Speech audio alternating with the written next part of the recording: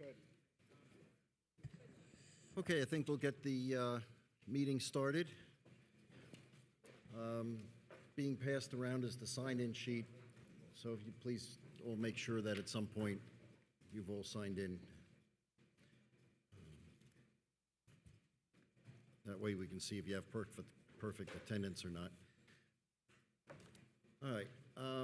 I would expect that we approach our deliberations with open minds, assess the facts as presented, and understanding that some of our feelings may be contrary to these facts. So let's what we hear, let's listen, and not come in with any preconceived notions. I'd appreciate that. First, we'll hear from Tetra Tech on the status of the roof scans, plumbing concerns, Willoway of water remediation, the district office roof, middle school traffic issues. After that, we will start the discussion regarding the sports facilities. Tetra Tech will present options. Each of you will have an opportunity to present 2 or 3 pros and cons of each of these options that will be recorded. Please keep in mind we're gathering information that we will need to make an informed recommendation to the Board of Ed. We will take tonight's information and the information gathered at tomorrow night's forum, which is in this building, next room over, to our next, gathered at tomorrow night's meeting, to our next meeting, where we will continue to come to consensus and try to come up with a recommendation. Okay? So at this point, I'll turn it over to Harvey. Thanks, Larry. What I wanted to first touch base on is really kind of piggyback off what Larry said and just kind of give some structure to what our meeting is going to be tonight and really what we can expect in the future. What we're going to always start off with is every meeting you're going to get a new worksheet, okay, and it's going to have any changes that we've identified on it. The one that you have right now, anything, if you look at the top, the legend, it shows anything highlighted in blue is a change from the last meeting. So I want to just touch base on those just so you have some perspective. In a variety of the buildings, what we have done is we have removed the exterior doors. What you're going to hear Barb from Tetra Tech talk about it later tonight. We feel that we can do some stuff in-house to extend the useful life of those, with the exception of the middle school. The other thing we have removed is the front entrance and the storefront in this building. Those pieces of the storefront, such as the doors and so forth, that are really problematic, we're going to handle those in-house. Walter's already started that procedure. The doors have been ordered. We're going to replace those and push the entire replacement of that into the next project. Lastly, on the last page, you might recall we talked about a couple items that would not be aidable. That would be anything done to the buildings and grounds building, as well as the district office. Those items we are moving to being done in-house. We feel confident, and at a later point in time, we'll go over how we will be getting that done through the regular budget. So I just want to keep you up to date. This is kind of like our tally sheet, so to speak. The next thing is, again, the meeting tonight will be in 2 portions, so to speak. The first portion, we're going to update and go over what has transpired over the last 2 weeks since we last met. And with that said, I'm going to turn it over to Tetra Tech as well as with Lou from the Palumbo Group. Push, I figured it out. All right, so just a little update on what we have been doing since our last meeting. We did send out a mechanical engineer and an electrical engineer to walk with Walt the facilities and go through the scope items. And they were able to do that and really just, again, try and fine-tune what those scope items are to get that to Lou for better pricing. And the good news is there weren't any real red flags of, you know, oh gosh, this is something that wasn't foreseen. There may be some minor things of maybe some roof reinforcing at the high school where we're doing new rooftop units. But the mechanical engineer also came up with some ideas of ways to do things that might be cost saving. So there were no uh-ohs from that portion, so that was good. Then talking about roofing, I think when last I left you, I was explaining the new energy code and the impact on that. And if we determine that because the new roof at the middle school would have more insulation and more snow would be up there, what we need to do to see if we're exempt or not in terms of possibly doing structural reinforcing is if the new roof and snow loads would be more than 5% of the weight of the existing roof. And part of the calculation to determine that is to get a roof cut to see exactly what's up there. So it's my understanding that is scheduled to happen this week from Walt. And then roof scans are to be done this week or next week, so 2 weeks from now. So we should have that information fairly soon. Then today, I did come out earlier in the afternoon and I did walk the middle school with Walt to do a couple things. Look at the storefront there that we're looking to replace and to identify the exterior doors there that we want to replace. So again, I can get that detailed information to Lou for better pricing. And then I also went and you might hear from this from staff. I got a lot of strange looks. I counted all the toilets and all the sinks in the building so that I'll have that data so I can run those code calculations to make sure we have enough fixtures so when we do the bathrooms, we're not going to have a red flag with SED.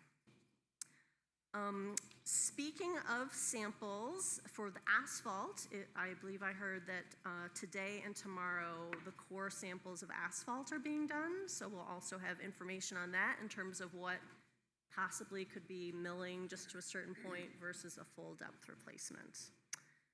And then in terms of the roof at the district office, it sounds like, Walt, you maybe got some quotes, if you want to share that. Sure. I reached out to a local roofer that we use in the district, Stevenson Roofing, and he's on a piggyback bid from Dutchess County, and he did text me short time ago. His number said tear off using the Grand Manor asphalt shingles, okay, and with copper valleys and flashings, budget prices anywhere between $125,000 to $150,000. I did ask him to give me a rough estimate, not a proposal, because I needed that information for tonight. That came in at about 5:30 today. Hot off the presses. So I have not yet spoken with Lou Rodriguez. We'll have a conversation either later today or tomorrow, and then we'll kind of drill down on what else is included with that cost. Okay. Walter, if you could also just give an update on the other good news we heard on the D-wing roof at the middle school. Yes, we tested the material for asbestos in the D-wing roof, and it came back negative, with the exception of one, a repair, a tar repair that's on a defunct air handler at the end of the D-wing. So, but the majority of the roof is asbestos-free by sampling. Great. Okay. And then did you want to talk a little bit about your new facility, the storage building? I think when we get to the back. I think we're there? we're gonna maybe do. I'm going slightly out of order. I realize that. Do you want me to speak about that? Yeah. I could do that. So the additional storage space for the district vehicles, in conversation with Harvey and with our staff, we decided that we could do that in-house. Work with the architects on a design so we could get that up to SED and get some budgeting and building permit for that. But we are confident that we can do that in-house, hiring some skilled labor to do some finishing on the concrete and purchasing the concrete without the O&P. On top of that, overhead and profit, and using our labor. And I've had conversations with our staff, and they buy into the whole process. And we'll do the installation. We'll rent the equipment from United Rentals, a small crane or whatever machinery, and we'll carve out in the summer maybe 6 weeks or so to get the shell up. We'll do the electric, any plumbing, and anything else. And I do have cooperation and aid from our local vendors here, which we always do. So I think confidently we could build that with our skilled labor in-house, and with a good amount of savings. Yep.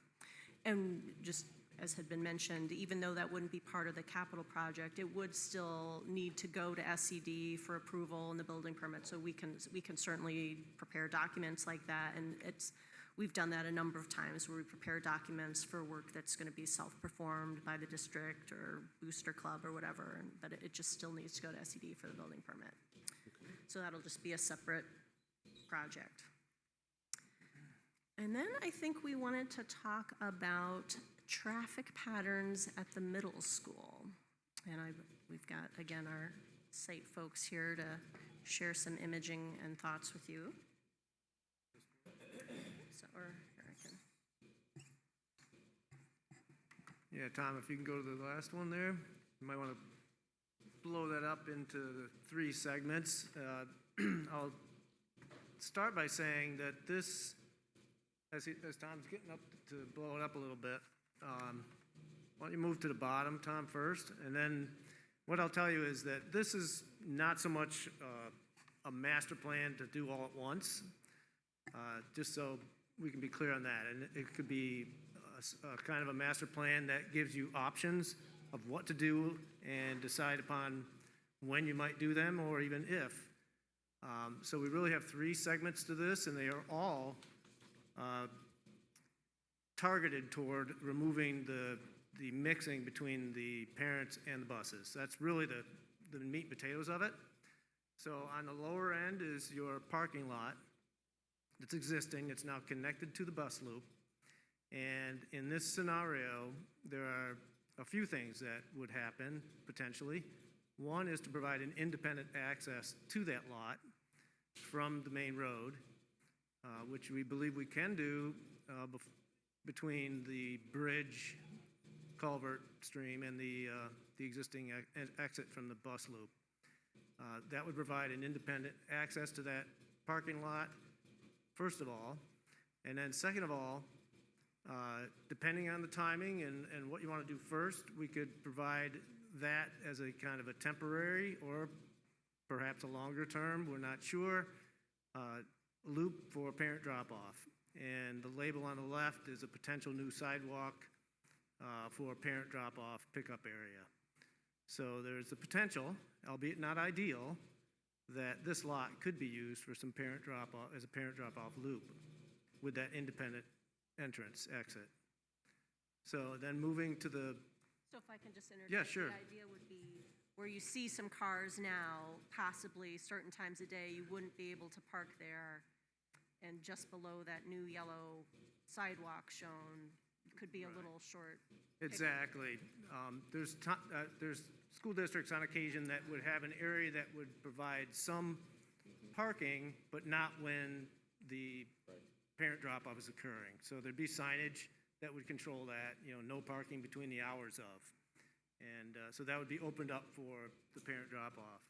The other component of this is that by way of doing that, we would sever that connection between the bus loop and the parking lot. So it would just be by sidewalk that would occur. Yep. Anything else you want to add, Barb? All right. Why don't you scroll up to the bus loop? Obviously, that in addition to the new access to the main road, you still connect to the back. Right. You still have the access to the back.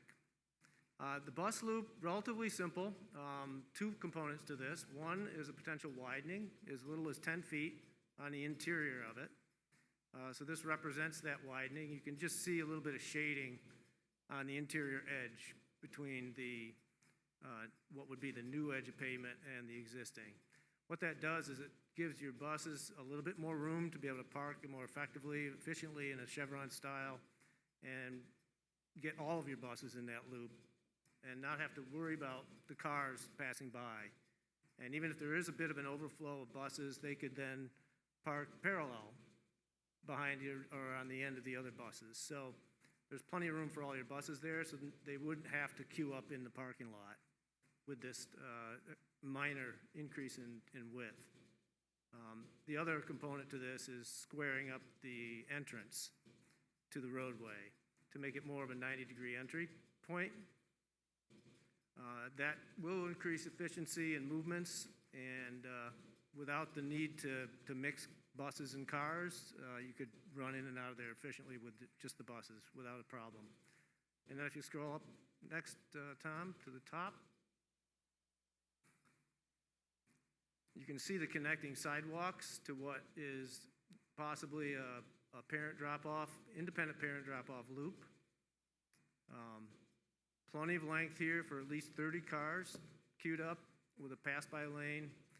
The premise of this, and I want to be very clear, is that we obviously will reduce the ability to have that whole field there, but what I would say to that is this kind of goes on the idea that at some point in time there's going to be an artificial turf field, and the usage of this would not be so critical. We understand this field right now is used, and quite a bit for lacrosse and soccer.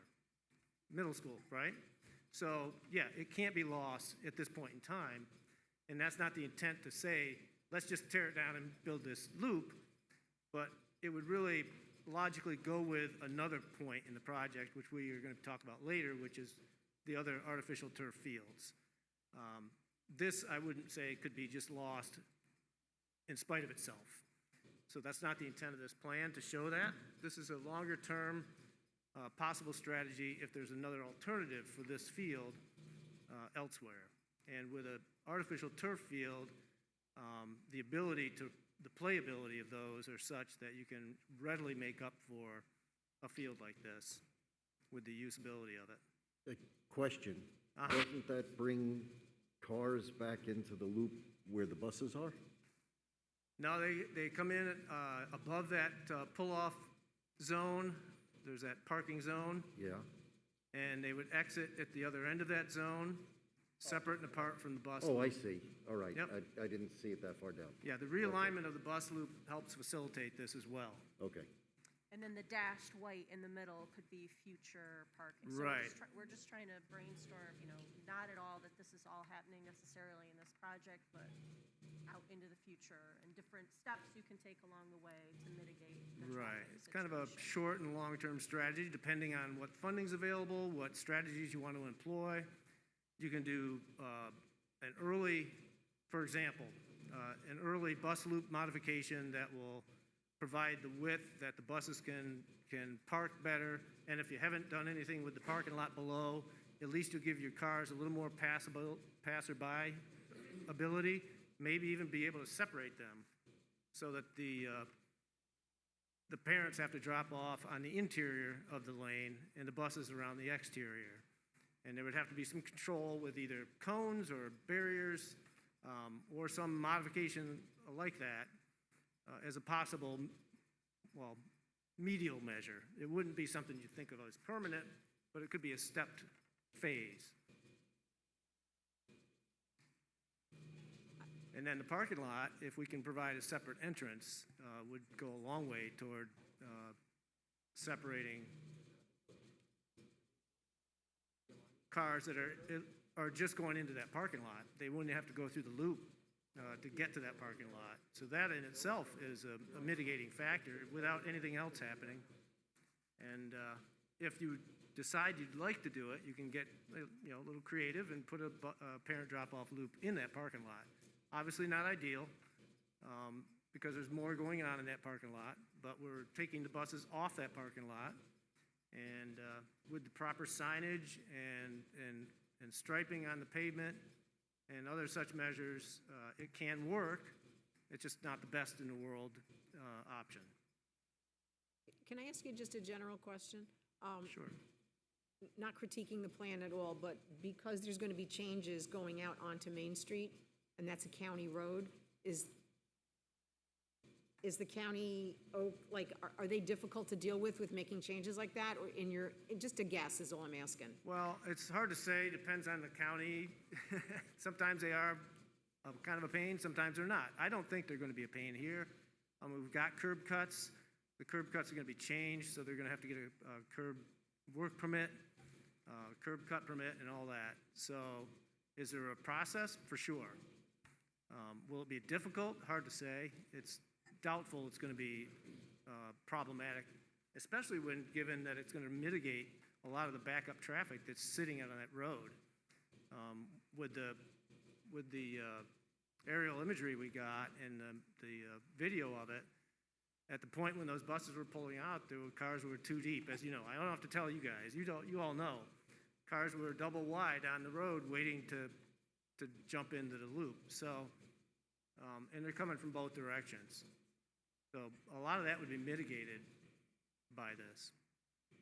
In general, who guided your hand with each three option? Were you, whose input helped guide your proposals? Well, we collaborated in-house, Tom and I, and another person John Ryan, who actually drew these. All of us got together and we brainstormed and thought, how can we do this? And John came up with a schematic initially, and then we talked about it amongst ourselves. I suggested a few modifications, and that's how it evolved. It just kind of came But along I also gradually. think it was based on what they were seeing on the dronage footage that they showed us. Right. What was happening with the traffic, and a lot of it was the buses and the parent car, or whatever the cars, crossing back and forth all the time and trying to separate those entities. Right, a lot of weaving. And we thought for example, if it was just the bus loop, if we take that just as a first step, I probably said this already, but we could reverse the way in which the buses and cars are moving through there, potentially. Not reverse it clockwise, but...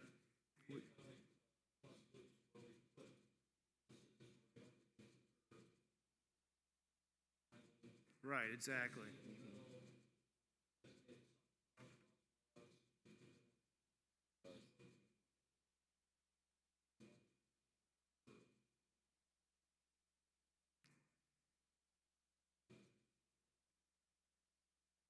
Yeah, and that's what I was talking about, where the buses now are having to kind of come, when they come in after the vehicles, are going around them. The cars are at the curb, the buses are coming around them on the other side. So.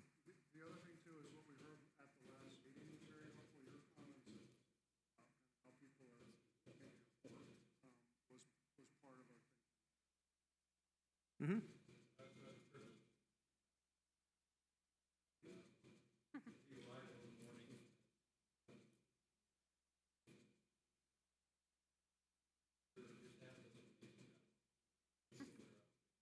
It's remarkably well done, considering the problem that we have here, for sure.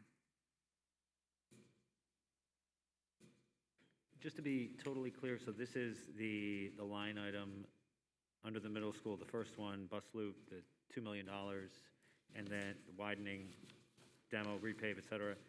And then further down, second one to the bottom of that section, bus loop replace concrete sidewalk, so another 400,000. So basically 2.5 million for everything we're seeing. I would look to lose. No, that's not entirely correct. What we're looking at, what's on the sheet, is taking what we have right now, not implementing any of this right now. What it has to do with is widening the loop itself. By that's really the only piece that is reflected in here, as well as redoing all the concrete in front of the building, which is all cracking and so forth. But the pavement, it includes redoing the pavement. These core samples will identify better for Lou to know what we actually have to do, whether it's right down to the base or it's just a top coat, so to speak. So just to perhaps paraphrase, tell me if this is accurate. The 2.5 that's listed under here is this plus more? What we're looking at here plus additional work? Or is it just doesn't configure accurately? Like, is it, I'm just trying to get a sense of what's the price tag on what we're looking at, basically. They haven't priced this yet. They haven't priced that out, and I'll let Lou speak on it, but Okay. it's much more than what we have here. Got it, okay. Yeah, I think tonight was just to get your thoughts on whether or not this was even feasible or something you wanted to look at. And if it is, then definitely start putting some numbers to it. And in parallel, like we said earlier, we are doing coring samples throughout the district. And that's going to play into a lot of the numbers that you're talking about right now, because your numbers show full depth.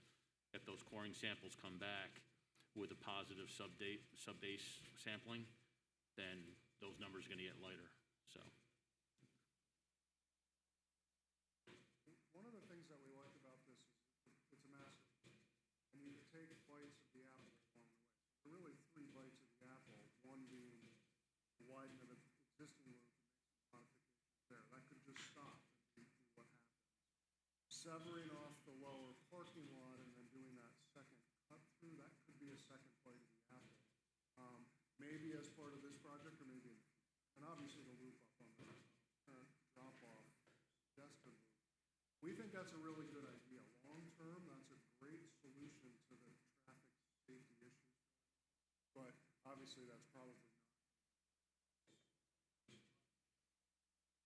Hey, Garrett, to that point, certainly if we did this whole thing, everything is described, it would have a profound immediate impact on all the traffic patterns. Let's just say we only did widening the bus lane.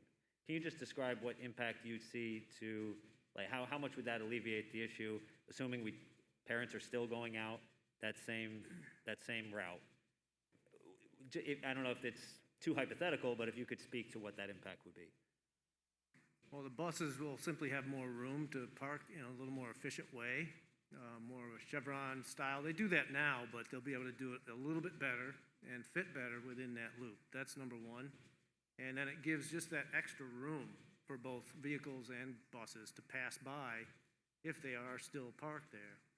And the potential is there, and we'd have to look at the width and the dynamics of it to have the buses being dropped off and picked up on the outside of the curb and the vehicles parking and dropping on the inside with controlled crossing points, obviously.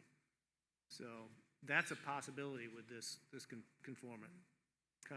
And I think it would have more of an impact on the morning time drop-off than pickup, because it's clear, like buses, and then they clear out, and then comes the second wave of cars. So I think in the morning, it just helps where there's the occasional log jam of people trying to cross back and forth and slowing things down. Everyone's got a little more room to maneuver safely. Mm-hmm. Would it help to have two-way traffic? Have buses one way and cars the other? And the buses would drop off on the inside. You'd have to have stop all traffic to let, as each bus drops off, the students cross. I mean, would that, because I understand some of the problem is the buses and the cars are trying to weave in and out. If you widen it, is there room for two-way traffic? Would that help the traffic pattern at all? Do you want to grab the mic that's... Yeah, I think Tom can speak to this. I've really put you on the spot. Sure. Oh. Not going to sing, I promise. That is an interesting idea. I always want to try to keep buses on the outside or along the curb for the simple reason that when you have students that are either getting on or getting off a bus, you have a large number, 25, 30 children or more if you're so lucky. So you got a herd of people coming through. So you'd want to try to have them up against the curb. It's the way I've always designed, is to have buses right up against the curb. And then if you had passenger cars, if you had another interior loop, then you have the one or two students crossing. You don't have, the crowd of students that would block off the driveway. So, anyway, this is really all fluid. So we know you guys are educators. You've been to a lot of buildings. You've seen a lot of things. We haven't seen everything. There's always ways that we can learn. So if you do have ideas, we want to hear them.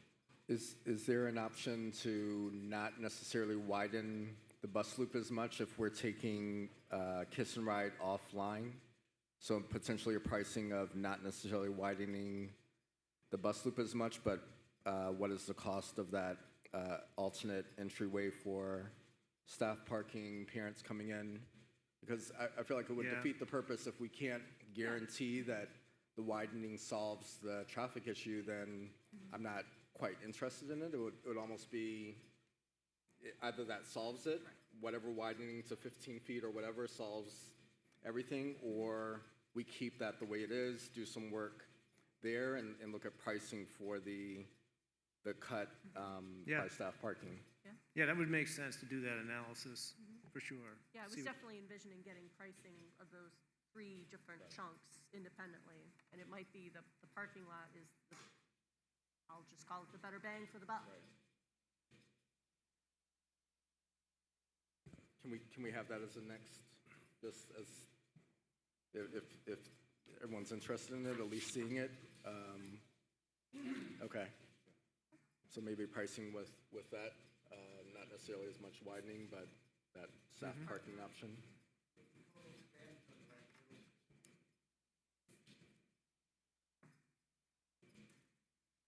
What's the question? Sorry, I didn't hear. Was that? No, I was just wondering, what's the total staff number at the middle school? Anybody know? It's about 150.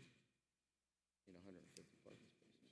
And then the natural next question is, how many parking stalls exist in that lot? I mean, the spots that they're talking about, I believe, are currently mostly visitor. So those would still be, visitors would have to figure out something else. I mean, that's our drop-off, and then it would come online for visitors to park there once arrival has been completed.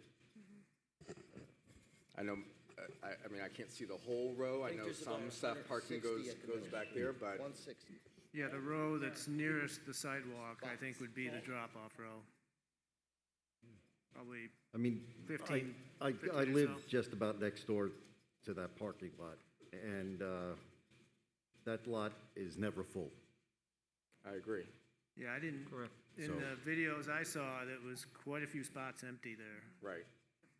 Just went today, there were tons of empty spots along the road. Anything hugging that outskirts, there are plenty of spots available. And if you're just taking away visitor parking for, 20 minutes at the beginning or 20, 30 minutes at the beginning, and that's certainly a very acceptable trade-off. Yeah. If you had enough spots there, let's say, couldn't you take that lot right there as is and just divide it up so there's a clear-cut teacher's lot and small loop for visitor drop-off? I mean, you could dedicate one versus the other. The teachers could come in through, off to the left. I mean, I like the idea of just cutting that road in. I think that probably does do a lot of what we would need at a much lower cost. But I think you could even do more with that lot. Yeah, there's definitely opportunities within the lot. We just wanted to give you an idea of, is this even an option? Is this worth considering? The one thing, if dividing the lot up, we have to take into consideration stormwater and snow removal and, good things like that. And I know just from working with other districts, usually directors of facilities don't like curbs in their parking lots, just based on plowing. But, there's, striping and some other things that can happen. So fundamentally, the one of the problems at this site is the one main road that we're kind of stuck on. It's the same problem with the high school. Decisions, whenever they were made one in, one out, and you are pigeonholed. And, it's always good to have, if you can access an alternate street for, access and egress. Were there any thoughts or any reasons why we're not trying to use Lee or one of the other side streets that we can get to or that our property adjoins? It is something we did look at briefly. We understood that was something that was looked at by a previous consultant, and it wasn't necessarily something that was desired. We can look at it further, because we understand there is some right-of-way off of Lee into the back. And, using two entrances, especially if they're on opposite sides of the building, definitely can alleviate, traffic congestion, if you have one single road coming in. Personally, we're modifying in our internal queue and managing our internal queue, but you're still going to have, in any scenario, you're still going to have the death loop with people driving down Main, around whatever back street they go on to come back again because it's full to get to their drop-off. You're still going to have the death loop on Main Street, and whether they're coming out of one entrance or two entrances that are 50, 60, 70 feet apart. You know, it's just, Well, the good thing with this is you have some room for queuing, which you really, yeah. I understand there's a lot of vehicles that are coming in and out, Yeah. especially in the morning. Yeah. Like And it I still said has the to be last run meeting- smoothly, you know, you can't have a mom saying goodbye for too long. Yeah, exactly. I get it. Usually it's the afternoon is the problem, because you might have 20 or 30 cars waiting, Right. and they start queuing up a half hour before. Then you have a lot of cars around. I think right now, they're driving around the neighborhoods to kind of wait to come in. This at least gives passenger cars a place to kind of come in and queue. The initial thought with the sidewalk that we have here, this might not be the final layout. Maybe the sidewalk is down further. We understand that you have the loading dock here and some other back of the house types of access you need. But there is some room to kind of move some of this down even further to create some more area for queuing. But yeah, that's what we're kind of hearing is the passenger cars, and they're driving around the neighborhood because they really don't have a place to queue up. And then coming in, it's the challenge of the weave and all the buses kind of, and the cars working their way through. Yeah, those two components are key whenever we look at a bus or a parent drop-off loop. The queuing distance is a huge factor, and secondarily, the ability for folks to pull off and stop, drop off, and then, or pick up, and have someone who's already done so be able to pass by. It's often where people are kind of not defined in where they're having to drop off, and people end up having to wait in line for someone else to drop off their children because it's not well defined. And if you define it well and you have the spatial distances to coordinate that, it works very smoothly. And with a loop like that, if they're able to do those functions, you wouldn't have to have people running around the neighborhood waiting to get in, because they'd be able to come in, and anybody coming in later could pass by, pull off, or pass by and keep going as they need to. It's all in the way it's put together. Yeah, and I don't know how the best way to get some more feedback, if you want to send it to myself or Harvey. I just appreciate the work of the team, because what I'm hearing is our original numbers was not solving the traffic piece. It was solving kind of the structural, sidewalks need replacement, the bus loop needs to be widened a bit. It was not intended to solve kind of like the death loop and things like that. So I like the long-term thinking of, to Lewis's point, something different has to happen in order to provide some relief there. So I feel like our heads really have to wrap around. They're trying to figure out a short-term solution that if we only worked with kind of what was in the proposal, what creative ideas can we do to separate the buses from passenger cars, and it's not going to solve everything, but are we moving forward? Is it some kind of relief that we're seeing that's a little more safe, a little more productive in the morning and afternoon? And then we have to have some tough conversations about if it's not solving as much as we wanted, we really have to think about a whole separate project that would offer either another access to Lee or that loop up by the soccer lacrosse field. Road work per se, though, is not aidable, right? Road work's not aidable. The road is not aidable, but anything on your site would be. Is anyone aware of your ability to access that county road? I didn't know it was county. To access the county road, are we relegated to the amount of entrances or exits we're allowed to have by permit or statute or something? Well, that's a conversation we would have to have with the county, to be sure. And Okay. Part of that conversation would be, solving a traffic problem on their road. So I think they'd be very open to that conversation. And it's just a matter of going down to the details and figuring out, the positioning and widths and curvatures and all that kind of thing, so. Just some general information also. future, nothing for right this, let's widen the bus loop if that's what we decide to do, but the town, I believe, is undertaking a study for Mailer Avenue because there's been a lot of concerns from the residents there. And Lee Road hooks into Mailer.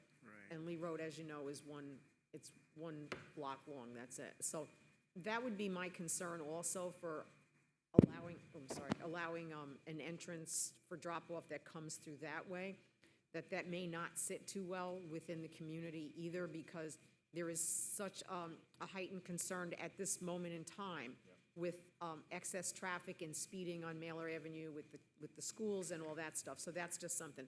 The other thing also, just tuck in the back of your head, and maybe you already have this figured out, is that if you have that separate entrance on Main Street for the parking lot, which I think in general is a very good idea, if you're where that bridge is not in good shape to begin with. It was supposed to have been repaired or replaced the last couple of years. It never happened. They just paved it over. And another thing to maybe consider is possibly, if widening the bus loop, and maybe you already thought about this, is there any way to use part of that grass, not that I want to get rid of grass and green space, but to use some of that perhaps going that way into there? Just a couple of thoughts to throw out to you. I'm not, can you clarify the last part of that with the So bus the loop? buses go around, and there's a big grass triangle, beautiful trees, and Right, again, I'm the- not the- advocating, In the middle. I'm not advocating tearing everything. Right. And it's beautiful, but I don't know if you've ever considered maybe going in a little bit this way with it.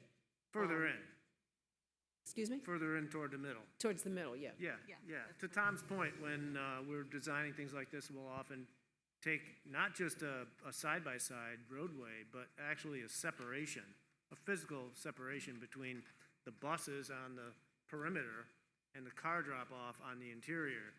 And between them, often, some kind of a median with a fence that has controlled crossing points. And with this configuration, it's going to be difficult to do all that.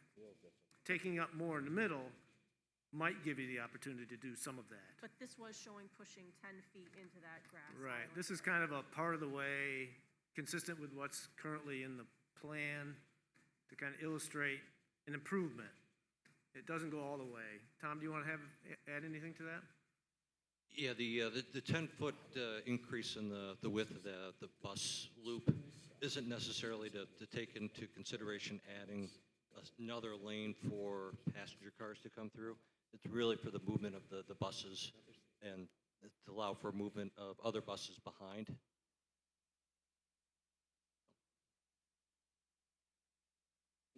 Any other questions? And then this plan with the bus loop, would that alleviate, that would fit all the buses in, so they wouldn't have anything in the parking lot anymore? It's labor intensive. They should be able to fit in there. I think I only saw 2 to 3 buses exterior to that drop-off. One was down in the bottom of the parking lot, and I don't think was doing anything at that moment, except for No, he just was resting, staging there. resting. But there were 2 that were clearly there for pickup, so I Usually, believe with this, we could get them all. You can usually handle 3 at a time. They can usually do no more than 4. 3 is normal.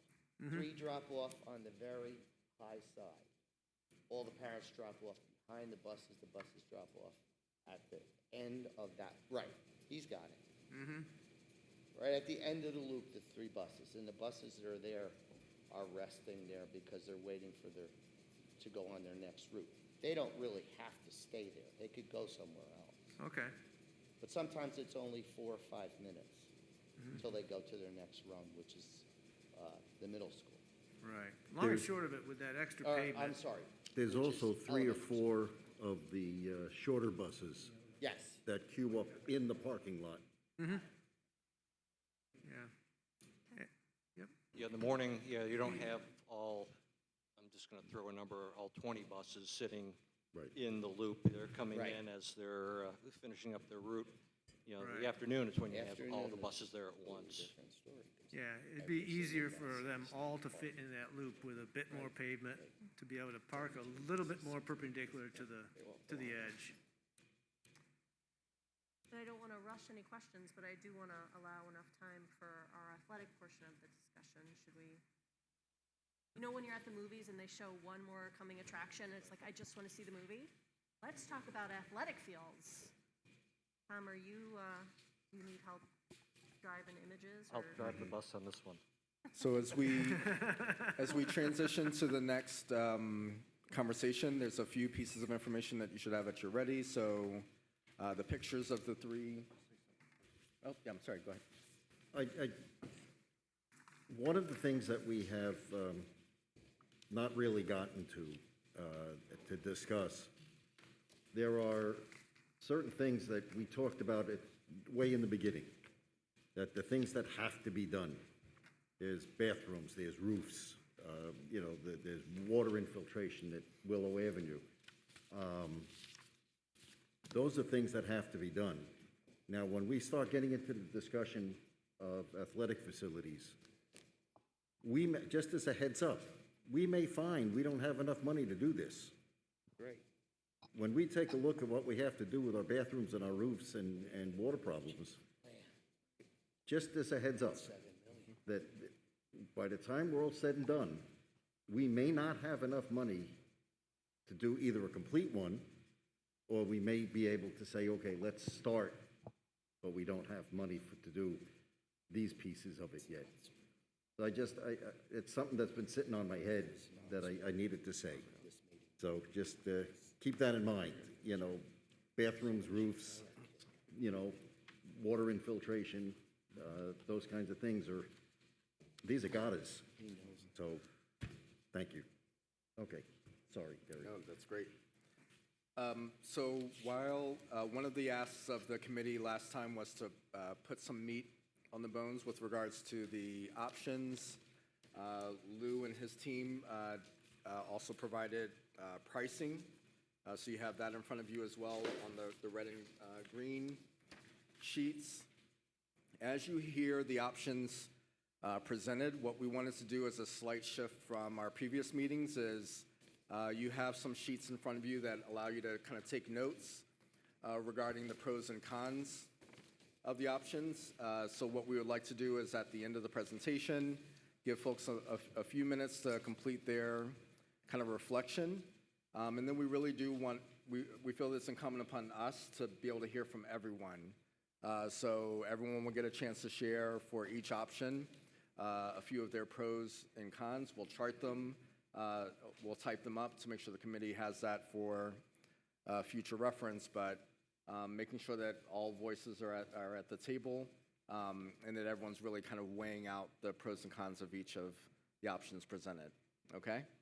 So we're going to turn it back over to Tetra Tech to begin the athletics conversation. I believe that we've shared these options before we did the last meeting. These are new. These are new. There are some similarities in these. Yep. All right, the high school's new, okay. Yep. So I just want to say before we get going on these options, we've got three options, one here at the high school and two at the middle school.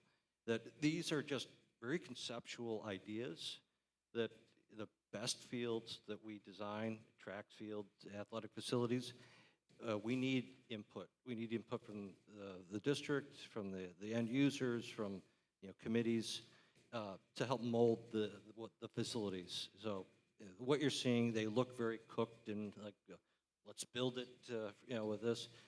Again, it's just something to give everyone a tease, an idea of what is possible. So what we're showing here is an athletic facility or a new track and field with synthetic turf surface within the area of the existing track at the high school. The existing track at the high school is a very traditional track that was built around football. It's an equilateral track. It's narrow in terms of the distance between the inside lanes from one side to the other. It was necessarily designed for soccer. Soccer traditionally has a very wide field, or the folks want wider fields. So, and that being said, we've done fields within equilateral tracks. We'll show you one at the middle school. So what we're showing here is a track with a radius of 130 feet. So it means that from edge to edge, you have 260 feet, and that allows for a nice size soccer field. You can get up to a 225-foot wide soccer field. Right now, we're just calling out 110 feet. The 225 soccer field would mean that you're taking corner kicks from the track with the last plant on the turf. But it would mean the run-up would be on the track. And folks have that. We've done a few of them, and it's all based on end users and what they would like. So widening the track out or the field out would necessitate taking 2 of the tennis courts and reconstructing them on the other side of the existing courts.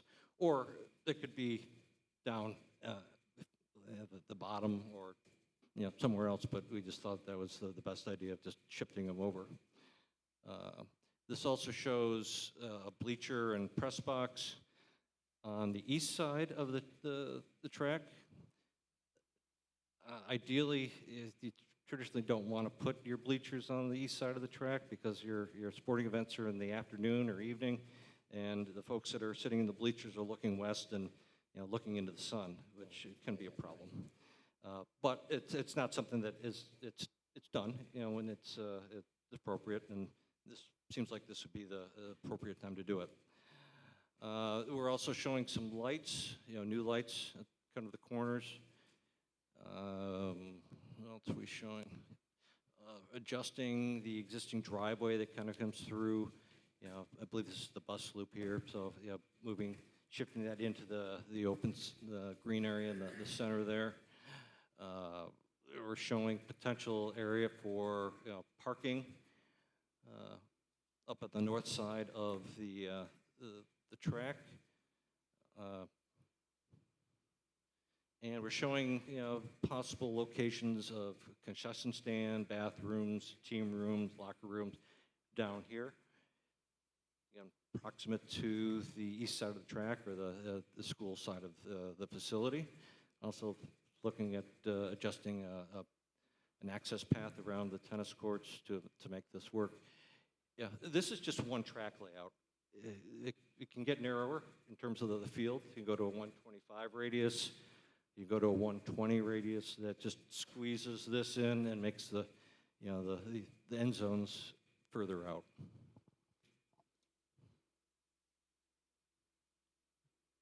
Did I miss anything here? No, I think. The committee saw the stadium field in the back location. You might want to just comment on why we. Oh, okay, yeah, that's definitely. So the thought is of moving it up towards the front of the building or the area where the existing track is. There's a couple things. One, and this is what I hear from a lot of folks, is they take a lot of pride in their athletic facilities. They're spending a lot of money to build a track and a turf field. They really want to show it off.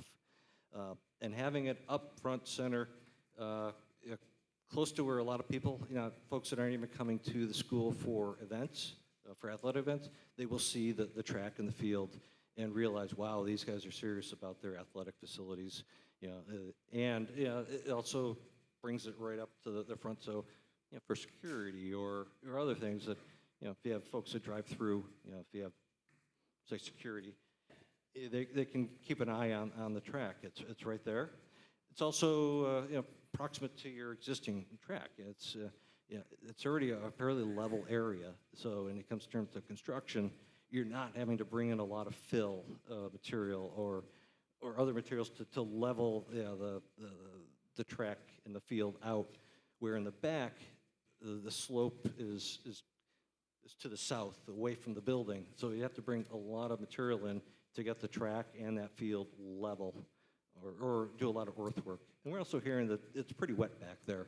So keeping it up on the high side is not a bad idea. And if I could only just add on the parking element at the north end of that, that's just one example of a potential added small parking area. We could easily have had the same rectangle within the median of the bus loop. There's places where we can add parking.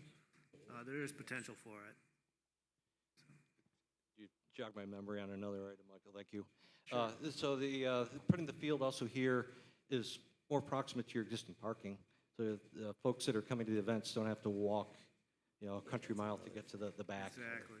Yeah, it's proximate to ADA parking or just general parking.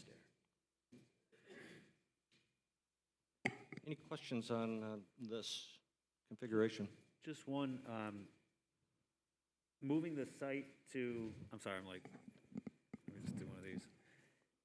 Moving the site here to where it's more prominent and where, the current track is it adding cost or lowering the cost compared to the original position, which was, more down below by the baseball fields?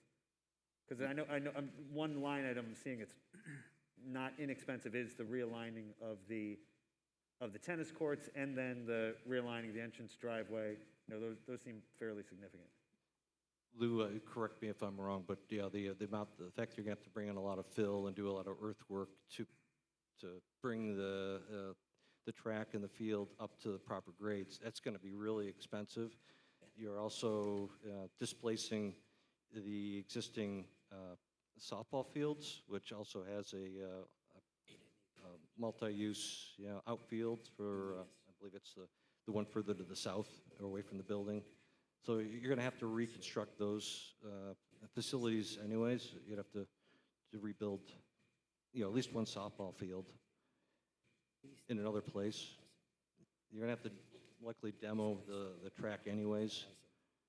So this does lend itself to being cheaper in the long run, and you're not tearing up half the campus. You're tearing up the area down below and then up here. Is there any way to, I'm just looking at that realigning the entrance driveway, and I just see, what is that, 10 degrees? And it's a very expensive 10 degrees. I'm just wondering, is there a way to, I know that we have a tree line back there. Is there any way to push the field further back just so we can avoid that part of it? Or is that, we're pretty much working already within the limits of our space right now? We were trying to keep the edge of the track in the same location, or the simple fact that we're not exactly sure at this point where the property line is. Yeah, and you have a residential property right there. It's something that can be looked at, once we have a survey. But just for ease, and also if we keep one side of the track in the same spot, then we're not having to deal with fill and compaction of materials in that area. You're basically keeping this area straight on the track in the same exact spot. So that'll be a cost savings. And the tennis courts were already in bad enough condition if we were rebuilding, they needed to be redone anyway. So that seemed not as big of an issue. And I think that shift is somewhat less than a full width of a tennis court, so it's a partial add.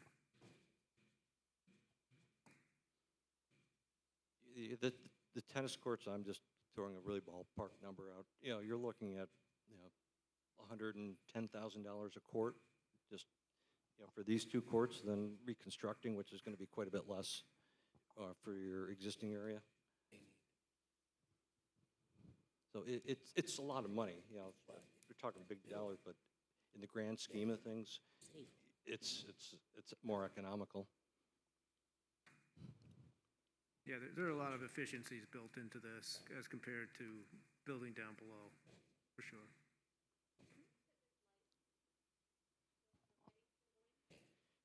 We're showing lighting on this option. Obviously, a lighting designer would have to place those to be optimal. But I believe that Lou had included lighting with this option. Mm-hmm. So I missed the part about the baseball and softball fields. Can you just repeat what you said about? So there are, the first time we showed an option here at the high school. Correct. We had the field here, rather down here where there's the existing softball fields. So on this option here, it looks like the softball and baseball fields are not even being touched. Is that correct? That is correct. correct, We have heard that there's drainage issues with that. You know, There's major issues with that. That's something that has not been lost. You heard that loud and clear, but for, at least for discussion purposes, we're showing this. Yeah, just, I mean, a little bit of rain, and that's where all the drainage and all the water goes from where you're talking about fixing what's on the track. That's where it goes down to, and you can't even walk out there without rain boots on. With the track reconstruction and the pavement reconstruction up on the top, stormwater is definitely a major item that we look at, and it's designed into the project. So we wouldn't make the situation worse with a track and field reconstruction. We would find alternate places to move that water. What was the seating capacity on that? What's the seating capacity on the field? We're showing 1,250 seats in the right on the east side of the track with a press box. And then with that, you'll have if your field events would be built as well. Your long jump, triple jump, your pole vault, your high jump. We'd have to find places for that. We didn't want to get into a crazy amount of detail, but at least, this is the big component. Next option? All right, let's go on to the next one.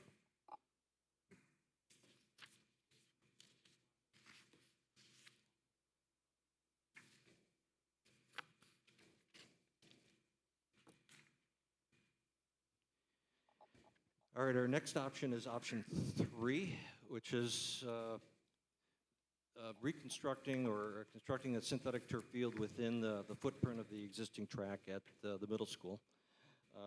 As noted before, it's an equilateral track designed back in the day of when football was king, and now you have other sports. The pricing that I believe it was thought up was with reconstruction of the existing track, as well as a new synthetic turf field. There are options for dealing with the track. If the track we find isn't that bad, there could be some economy of scale. I think I might have mentioned this before, but I was the primary designer on Wallkill's field, which when they built their field, it's a track similar to this, same size area in the middle for the field. They didn't reconstruct their track. They just left the track the way it was. They steam cleaned it and then restriped it. But we added trench drains and synthetic turf and so on and so forth to that. And I was saying that I've probably designed 15 track and field configurations. That was by far the most difficult, challenging field to deal with an existing track. If you can reconstruct, that's great, but there could be some options.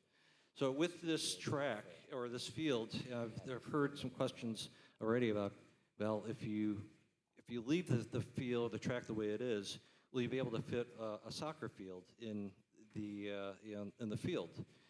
And yes, there's some things we need to discuss about that. With Wallkill built a soccer field that is 195 feet wide. I think right here we're showing a 180-foot wide soccer field. They knew what they were getting, that they wanted to be able to take corner kicks from the track, is kind of what I mentioned with the other field, with the last step being on the turf. So you can fit a 195 soccer field, which is not the narrowest, but it's not a 210 feet or 225 foot wide soccer field. You can also fit your boys and girls lacrosse without a problem. The soccer is really the controlling the sport when it comes to the fields, and then football fields without a problem. Do you happen to remember what the dimensions were inside the track at Wallkill? It's exactly what you have here. It's Oh, same track. It's the Exactly same, the same, yep. it's the same configuration. And, we're not, or with this option, we're not touching anything outside of, the track and the field. It's basically built in place of what you have here. And we weren't showing concession stands or Right. locker rooms or anything. This was, we wanted to show you what, No, something of this I noticed magnitude in this, you're not touching the bleachers. Now, the visitor bleachers have to be taken away. I mean, they're dangerous. And one of these days, we're gonna get sued with somebody falling down. The home side, there's no steps, there's no, I mean, if before I could agree to an option 3, you would have to add bleachers. Because you can't get up and down those. Us senior citizens have a very hard time getting up and down those bleachers. Plus, there aren't enough. You go to a football game there, and at least half the spectators are standing. It's true. Yeah. It's true. Yeah, I mean, Tom and I were out there today, and that was one of the things I was thinking about as I was there, that it's a very small bleacher system. Yeah. And certainly inadequate for a main field. I would think the reasonable thing to do would be to just bleacher from one side, which is the trend now, Middletown, Goshen. Field bleacher on the visitor, what is now the visitor side, get rid of the home stands, take them out, and bleacher it for $1,000 on the visitor side. Yeah, that's surely an option. Yeah, No, that would have to be it. My opinion, that absolutely has to be added in. And can I add one more thing that I think has to be included? I mean, we're talking about safety beyond the field, the bleachers, is parking. I mean, it's one thing that we mentioned early on. It's the one thing about going to one of these games that terrifies me with young children. And I just don't think we have to consider the parking issue. I mean, if our goal is to create a field, all the benefits of the middle school is it's in the middle of town, more people will want to go. You build a better field, more people will want to go to it. We're just making that problem worse if we don't take care of the parking. And I just don't know if we can have that honest discussion and certainly not compare total cost. I mean, just looking at what the cost is for, middle school staff parking lot, if that's $2.4 million, I mean, this is not money that we're going to be able to just ignore. So I don't know if we can talk about that now and put a number on it, or if that's something that still has to be scoped out, but it seems like, right along there with the bleachers, it's something that has to go hand in hand with this. Yeah, I think there is some options or opportunity in terms of space for additional parking, and we could talk about surfacing as well. If it's only used for athletic events, maybe you have your temporary parking on a stone surface and have room for ADA that's on a paved surface, or reserved that's on a paved surface. It's just one option. But on this side of the field, it seems like there is some room. Obviously, you've got your shop put on that side of the field that would maybe be beneficial to find an alternate location for that, because that seems like pretty prime area. Michael and I were down there before the meeting, and there's a lot of cars that are parked here and some parked along the road here, and people want to park as close as they can. So Right, there was a lot of activity just this evening. In and around that parking lot and along the road. Do you envision the entire complex fenced in? yeah, I would say if Because that's part of the problem we have is it's not, and people wander in and out of where the cars have decided they're going to park where people are standing. That's that piece between the roadway, the dirt roadway, and the field. Yeah. I mean, not to put too fine a point on it, the point is just that we don't have a parking lot, we don't have a parking lot that can suit Right. the needs of the field. Right. You know. So we just have to, and we have to get, and look, I totally get there's like conceptual phase to this and then the pricing, but I just think that personally, I'm at the point where I just want to see comparative pricing. This all in is this. This all in, I'm sure we can figure out where to put cars in a parking lot. We just got to get a number on it. Otherwise, it's going to be very difficult to make this decision. Garrett or Bar, is the parking aidable to add new parking? It would be aidable.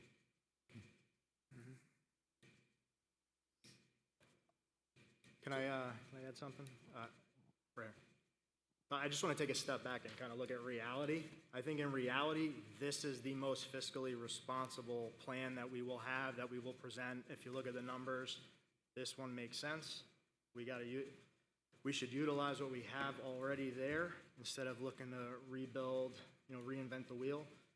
You've got electric there already. You've got, running water at a concession stand. I like Dave's idea where you shift the bleachers over to the other side, so you're putting your safety issue more in line where you have kids on an open side of a field, although you could fence it in as well. And then to hear that parking is aidable, I think that's fantastic, and we should take advantage of that in the open space that we have there. I mean, at the end of the day, to me, this is the one that, makes the most sense, and I'm just talking from dollars and cents. Well, this is the one. before we get into dollars, Brendan has a good point. This does not represent all the dollars I mean, that it would could be be needed to 50% do of the this. money. I mean, it's a huge, I'm just saying it's Well, too early to tell. Is it safe to say that the pricing is kind of represented on this sheet that I'm looking at here? Is Well, that- I don't, But the pricing on that sheet doesn't include anything on parking. it doesn't include Well, that's what I'm parking. saying. It So doesn't, it's- it doesn't include the concession stand. It doesn't include a team locker room. It doesn't include bleachers. So there's a whole lot of missing. Well, to go along with what Brendan said, and I agree 100%, got to see that on the paper somewhere. Right. You got to say, here it is all in, and this, maybe even a column that says this is aidable, this is not aidable, so you're only going to be paying, 50 or 25 cents on the dollar on this one. I mean, I'm just trying to put this in perspective because I do this for a living, and that's what I would want to see if I had someone coming to me with information.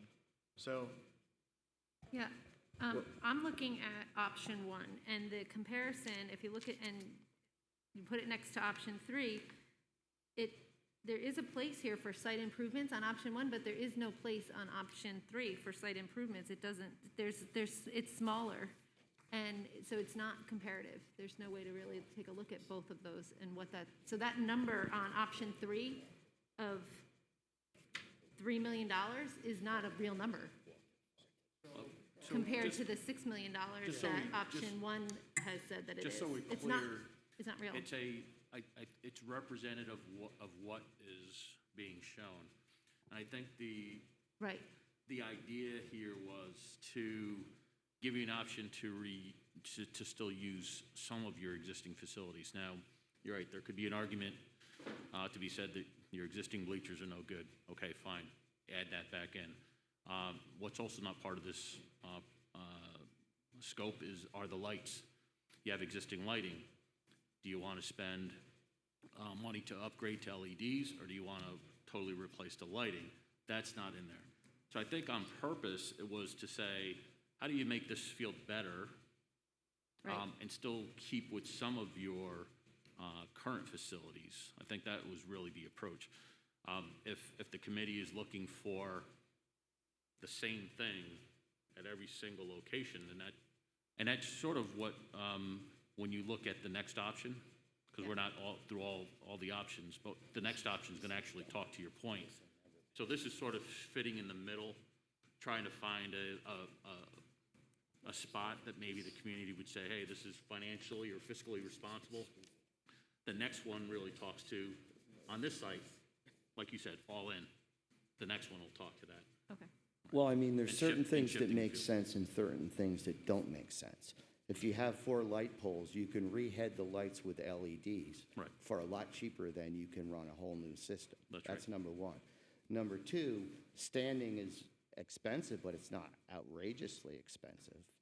And to save the track is probably all in, probably close to $1 million, right? Am I right? 750,000 for that track. That's a Copeland track. It's the best track you can buy. Yeah. You either save it or you wreck it. I mean, it's up to the taxpayers. It's not up to me. Wait, can I ask, are we saving the track with this option?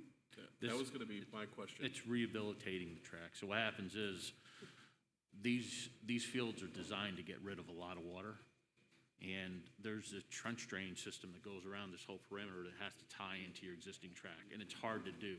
So in some fashion or form, at a minimum, that rubber gets ripped off.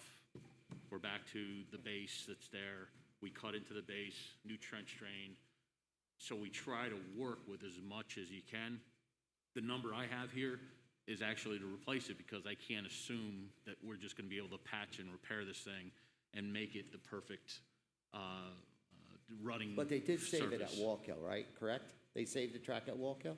Yes, Walkill did save their track, but I have to say, I have gray hair because of that track and putting the synthetic turf in That's there. okay. Just because of elevations and things. There is Grecian. To guess what kind of construction traffic will be going over that track as they try and work on the turf and do so I think we'd be wise to carry some money for at least a partial reconstruction of that track, assuming that Right, so people can get, throw daggers my way. We're starting to get into justifying your choice. So I would ask that we, see the next option.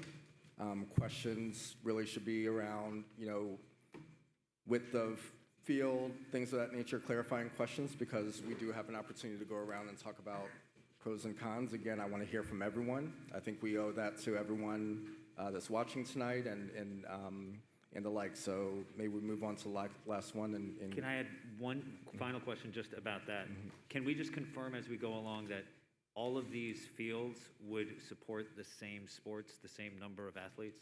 There isn't one suggestion like, well, option 3 would only support XYZ teams. Like, I just want to be sure from a athletic curriculum standpoint, they're all having the same impact. Is that right? That's reasonable.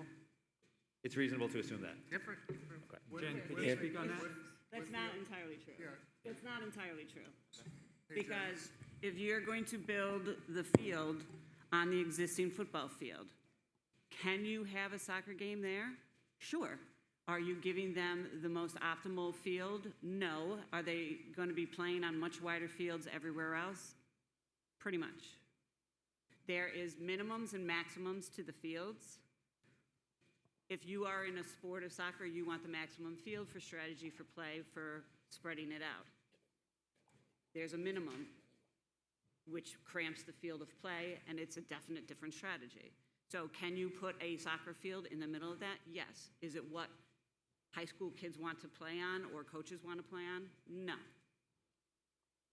And you're saying that's the narrow field is, I mean, we've only seen the first 2, but only true on the first middle school option. Correct. Got it. All right, I'll move on to the next one. So this is option 5. The one thing you'll notice with this right off the bat is that this track and field is in a different orientation from your existing track and field. And the reason for that is this is in a north-south orientation, and traditionally a north-south orientation for track and field and events within the center field. You want to try to stick with a north-south configuration. Your high school track and field is in a north-south configuration.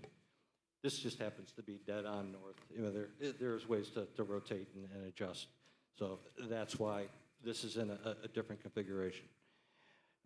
There's also, we could talk about 30 options. We just wanted to give you a taste of a couple different things here. So this track is we're shown as a 125 radius, so it means that you have 250 feet within the width of the field, at the center of the field. We're showing a 200-foot wide soccer field. You can go higher than that. I believe we can get a 110, maybe even a little bit wider soccer field, again, with taking corner kicks from the track. We're showing bleachers on the west side of the field, so looking east, takes care of that afternoon glare looking into the sun. And we're showing a concession stand and locker rooms. And actually, I kind of like this idea of splitting up those the concession stand and the team locker rooms, because halftime parents are going to go to the north, and then the athletes will come down the other way. So you're kind of even splitting up some of the, the athletic traffic on the, at the stadium. Yeah, we are showing bleachers on the visitor side, a modest set of bleachers. One other big item here we have is a reconfiguration of the access driveway around the south of the field. In order to limit the impact of the existing baseball field that is to the north, we're pushing the field to the south, which would impact that driveway. And we are showing what a field, a baseball field would look like if we had to modify this. What else we have? Again, it's the same track, 6-lane track. And all the sports that we had talked about, soccer, both lacrosse fields and football. I'm not sure if you have field hockey as a, no, you don't.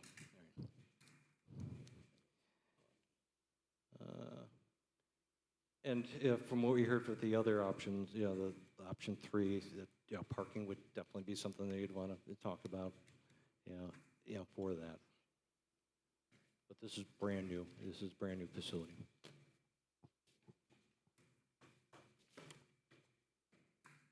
Any questions on this configuration? I noticed locker rooms on this one, not on the previous one. The line item is 270,000. Can we assume that to put locker room, because that would, I mean, that's one of the bigger questions on the middle school is having high school students in the building when middle school is still going on.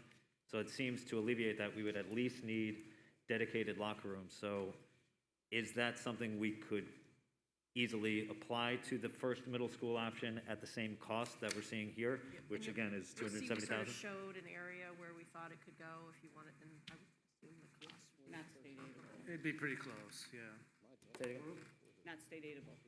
Yeah, so the prices that you'll see there for concession in the locker rooms, we took in similar pricing over at Spack&Kill when we did their project. In particular, the concession, they did afford the concession there. The locker room, they could not afford it, so that wasn't built. But we did get pricing in, and I'm using the numbers from those bids specifically for this. So the 270, because it's not connected to the building, it's therefore not academic related, it's not state aidable, is that correct? Correct. Okay, so if we're looking at 270,000, it's really comparable to something that is an aidable line item of about 1.1 million, right? As far as like, because that's what you're paying out of pocket for an aidable item elsewhere. Right.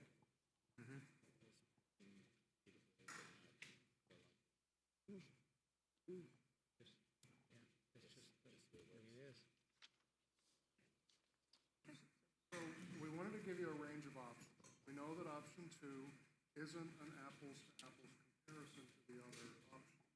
It doesn't include certain things. Easy enough to add those to option. Easy enough to add those things to option. But we wanted to give you a chance to sort of see a range of things so that we could foster a discussion.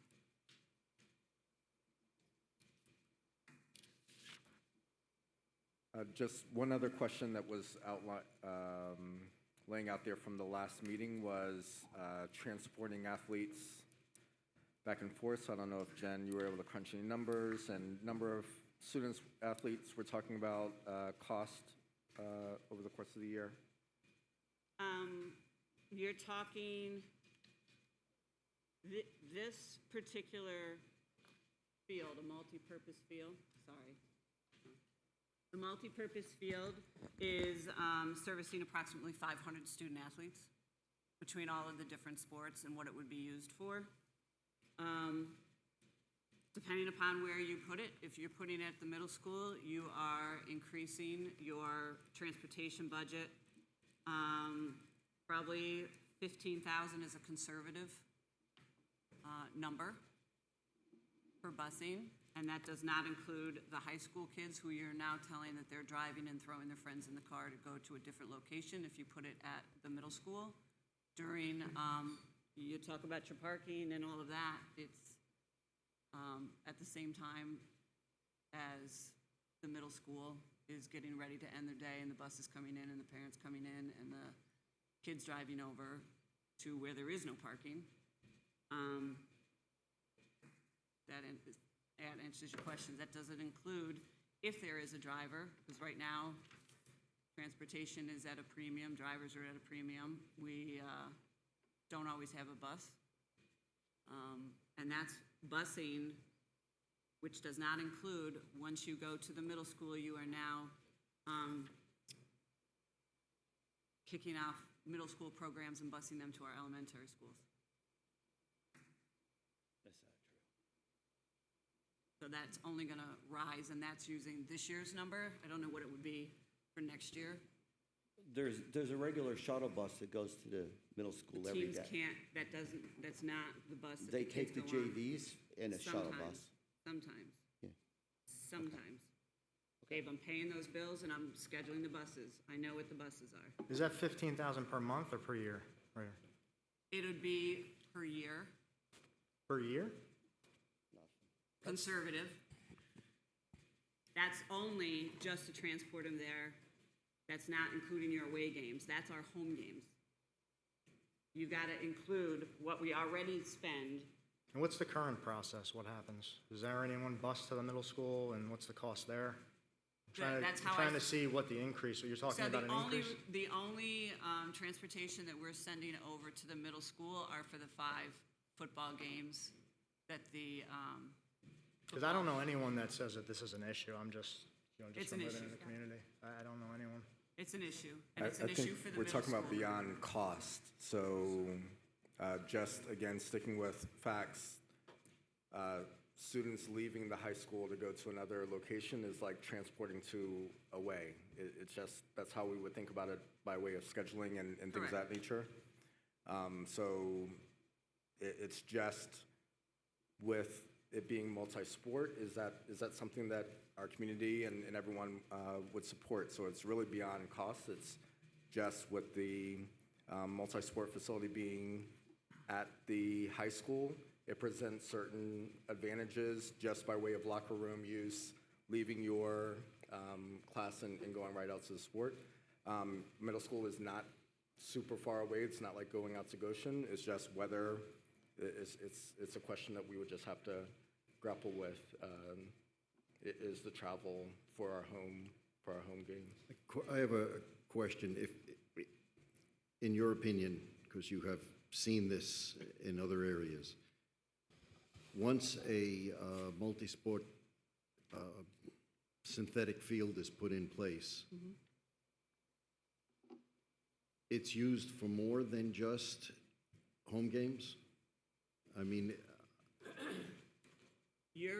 A multi-purpose field is going to service all of your, well, it's intended to service all of your programs.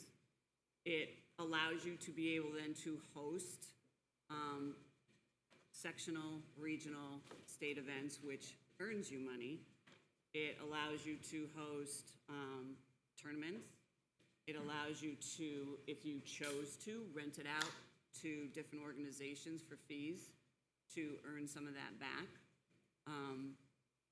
But I guess it's in high demand, and I would think it would be in high demand here. right. One of my concerns is that if we put this facility at the middle school, there would be less opportunity for the community to use the facility because we would be using it more. 100%. Jen, can you talk about Because that if we were to, utilization? Right. So if you want my whole spiel, and I'm going to come right out and say it has no business being at the middle school to house high school sports. And that is only because of exactly what you're saying. Every sport is going to be on there. So that means practices and games. So that field will be used 24 hours a day if you let them, but to a reasonable hour at night, 6 out of 7 days. Because they want to practice, they've got games, they want to be on it because it is a different game. For soccer and lacrosse, playing on the turf is a different game than playing on grass. For football, it's different playing in the grass than it is on the turf. You have to practice and play games on it, and you have to come up, and that's a scheduling and a management. So you stack practices, you stack games, you fit people in.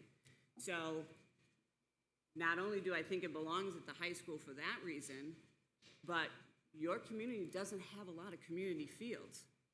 If you want the community to be involved in get access to fields, to put it at the middle school is going to limit their access to fields that they're regularly using because of all of the high school programs that are going to have to be on that field.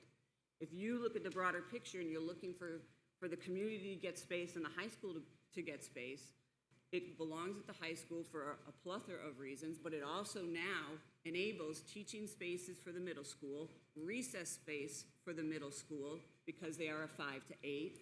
You don't lose that playground area that's towards the tree line, and you have soccer programs that are going to be able to use that field, the practice field. It can be lined for both. You have your football programs and your peewees, as we all drove in. They're on there and they're over there. They're going to be able to use that during the week. Right, what made me think of it is we pulled in tonight. Correct. They were practicing, little football kids were practicing down there, and they wouldn't be able to. Correct. And that's why I'm saying They they would might pretty be much able to get lose- on there on Well- Sundays, maybe. It depends on what kind of tournaments and things that you have, because now with that field, you're going to have our programs that are going to want to host the tournaments and want to host all these other programs. So if you have that field, the high school program will get priority over that. If you're looking to balance what the community needs and what the high school programs need, the best place for all of those reasons is at the high school. I'm not saying don't do some work on the field that's there, but you have a good foundation to be able to then, now you don't have to have that parking lot issue over there because you can now play soccer up there instead of down in a very wet area. You can build your parking lot up there because they can play behind the school. And they're not being displaced in the spring. You all just added lacrosse. There's already 4 lacrosse play teams trying to manage at the middle school and at Mount Airy. You just added 2 more teams with nowhere to go. The one wet soccer field parking lot is the one and only playable field. That now enables a multi-purpose practice field behind the high school, so while there are games, other people can practice. There's just so logistically all the right reasons for why it should be there, and it gives the community extra space for some of their programs as well. Can I just add to that as well, just talking about the busing issue of bringing from the high school. It's not just the football kids, it's the soccer kids now, it's the lacrosse kids, it's everybody. So one of the things that came up in discussion with somebody today is if you have a high school kid that is needing extra help with schoolwork and they have to stay after school before they head to practice, they don't drive, how are they supposed to get to the middle school to practice? So that's one issue. Another thing that, having a daughter that plays modified soccer, a lot of our games this year got pushed back because of busing issues and because they didn't have a driver to get them on time. Having the multi-purpose field at the high school gives you an opportunity to have a soccer field right here at the middle school with lights, which gives you the opportunity to say, we don't have to schedule our games at 4 o'clock anymore. We can actually schedule them at 4:45, 5 o'clock, even 5:30. So that's another thing to kind of take a look at when you're talking about, the pros and cons and trying to make the right decisions and putting numbers to what we have in front of us. So just kind of piggybacking off of what you're what you're saying. There's a lot of issues that come up with the different fields. And I think some of the questions that the panel brought up, you're talking about locker rooms, you're talking about, other things. Where they put it at the high school is directly across 4 existing locker rooms inside that area and an athletic trainer room that nobody has discussed the fact that we have an athletic trainer that has to service our athletes. I have great pictures of him sitting in the back of his car with a student in a chair with his foot propped up while he's trying to tape an athlete because the football is at the high school field. All the while, I had to call him back because there was a soccer game going on, and we had a collision on the soccer field, and he had to turn around and come back. There's a lot of logistical things that have to be considered when you're talking about where it's going. And those are the intangibles that sometimes are lost and the unintended consequences when you think about where it is going. And the health and safety and the parking lot, one of the first shocking things the first week I was there was going to a Friday night football game there. And I'll be quite honest, it's a very shocking and unsettling situation to be in. And I did say to Mr. Dade, quite frankly, I am not responsible for what's going on outside because I don't want to be responsible for what's going on around outside there. I'm only responsible for what's inside this fence, which means the 2 teams and the officials and what's going on in the field, because that which goes on the outside of the field is uncontrollable and unacceptable in most communities. And it's not safe and it's not okay. All right, so we've clearly moved in, so I'm going to have Mr. Berger step back in. So we've clearly moved into pros and cons, so I want to make sure that we do have voice, like we said from the start. Lynn offered some of her opinions. Jen has offered some of hers, so I do want to make sure that we get around to hear from everyone, but Mr. Berger, go ahead. Thank you. All right, you're going to be our scribe? Yes. Okay. Yeah, I was just going to say, thank you, Terry. Looks like we've already moved into that. Plus, we're really not making a decision tonight. We're just having this discussion and the pros and cons. Tomorrow night, we will be getting more input that Brendan will be bringing back to us at our next meeting, for those of you that don't go tomorrow night. So, and then Brendan has graciously invited all of us to the meeting tomorrow. Is it 7 o'clock? Well, I graciously invited the rest of the board, but right now I'm graciously inviting the rest of the facilities committee to come to the communication forum tomorrow night at 7 o'clock. Okay. Okay, so if we could go around, Dave, let's start with you. Pros and cons on options 1, 2, and 3?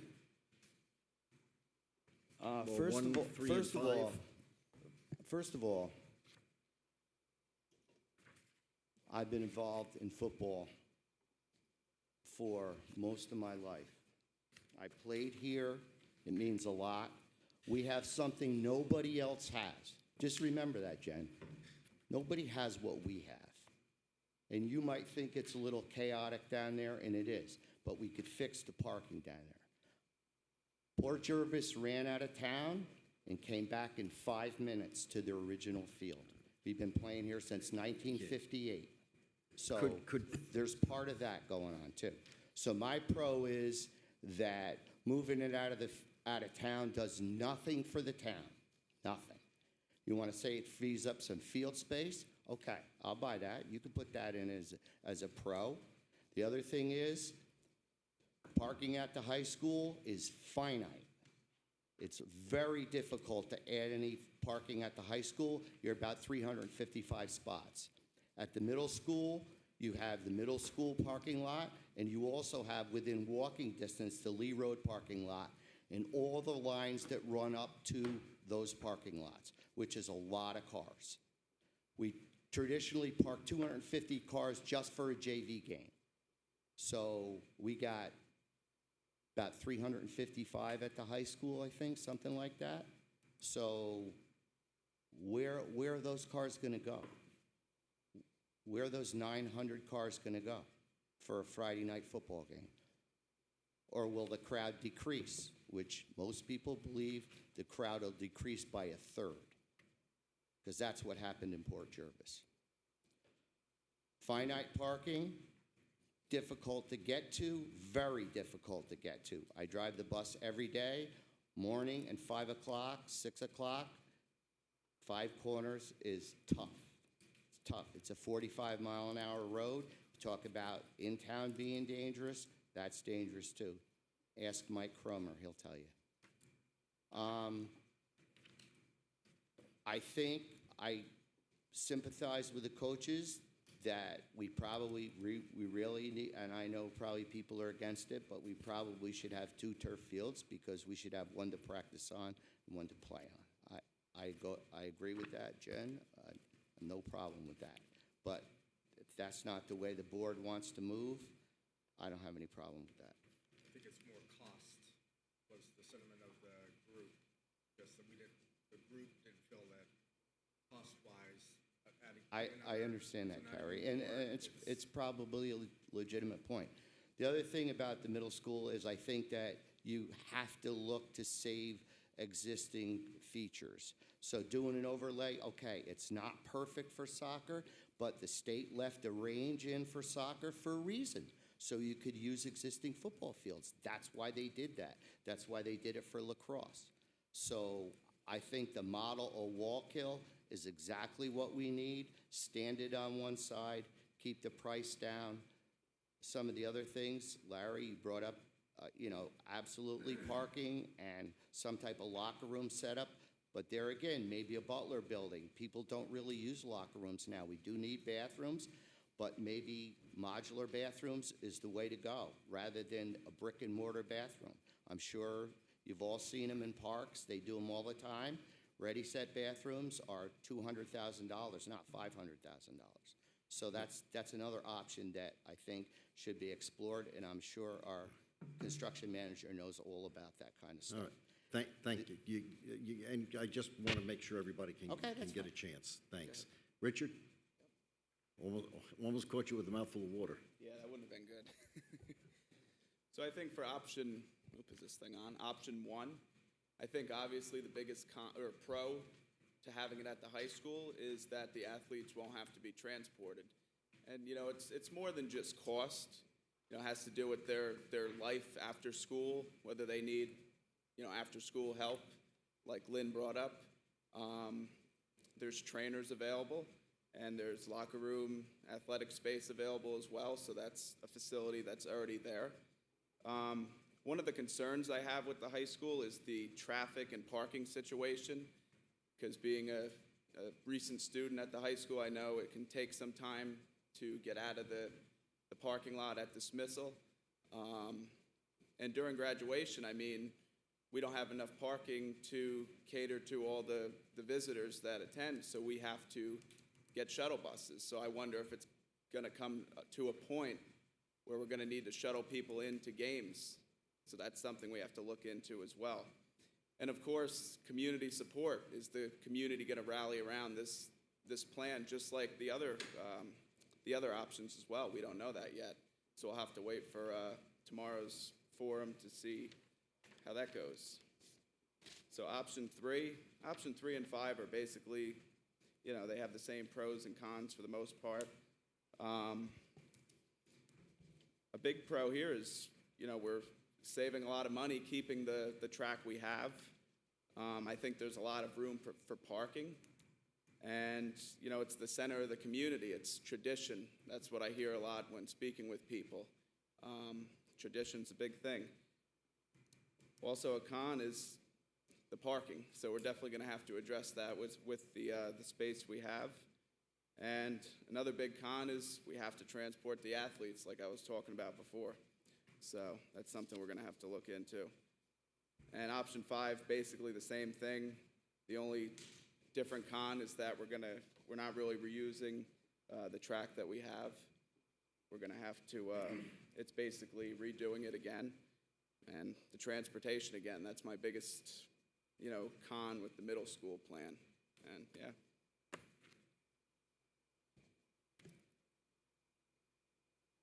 Right, Tom.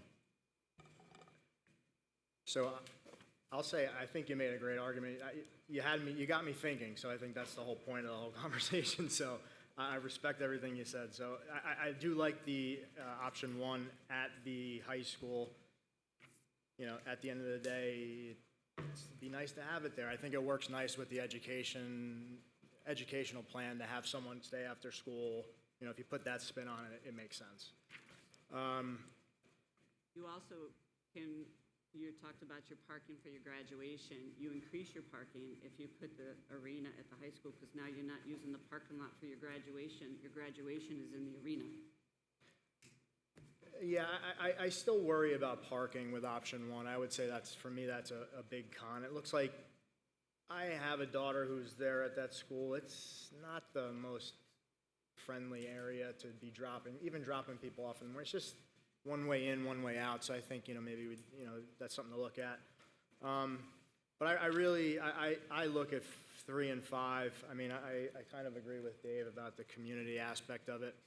For all 3 of them, for me, the most important thing is cost. I look at these things and I say, they're nice to-haves, everything looks nice, but, Larry, going to your comment before, if there's no money at the end of the day to do this, what are we talking about it for? So I think for me, it's most important to see kind of just everything lined up. If I look at this sheet of paper right here, I don't know, should I cut that cost or, take 20% of that cost if it's all aidable? Then we could start to talk about these things making sense at any of these locations. So I really don't know from a price perspective what I'm comparing. So cost for these 3 are just, for me, is like the main thing. Yeah.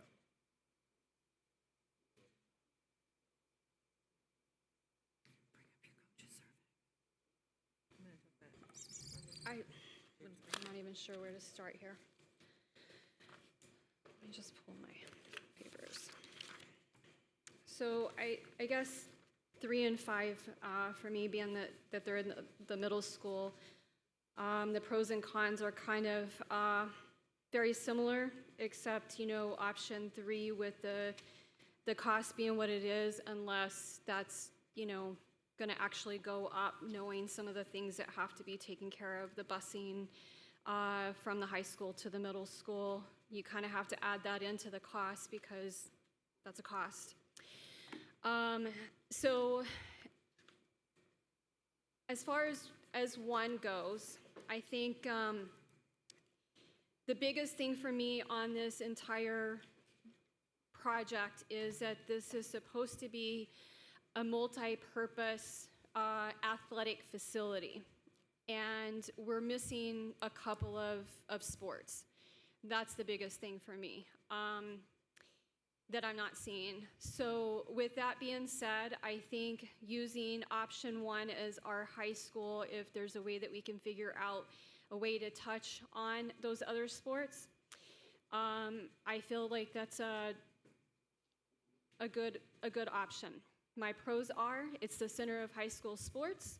After the kids are done with their other activities, whether it be drama club, whether it be band, orchestra, other sports, they are able to come and support their teammates, their classmates, and others that they go to high school with. It's their last 4 years in the district, and being able to support other classmates is extremely important.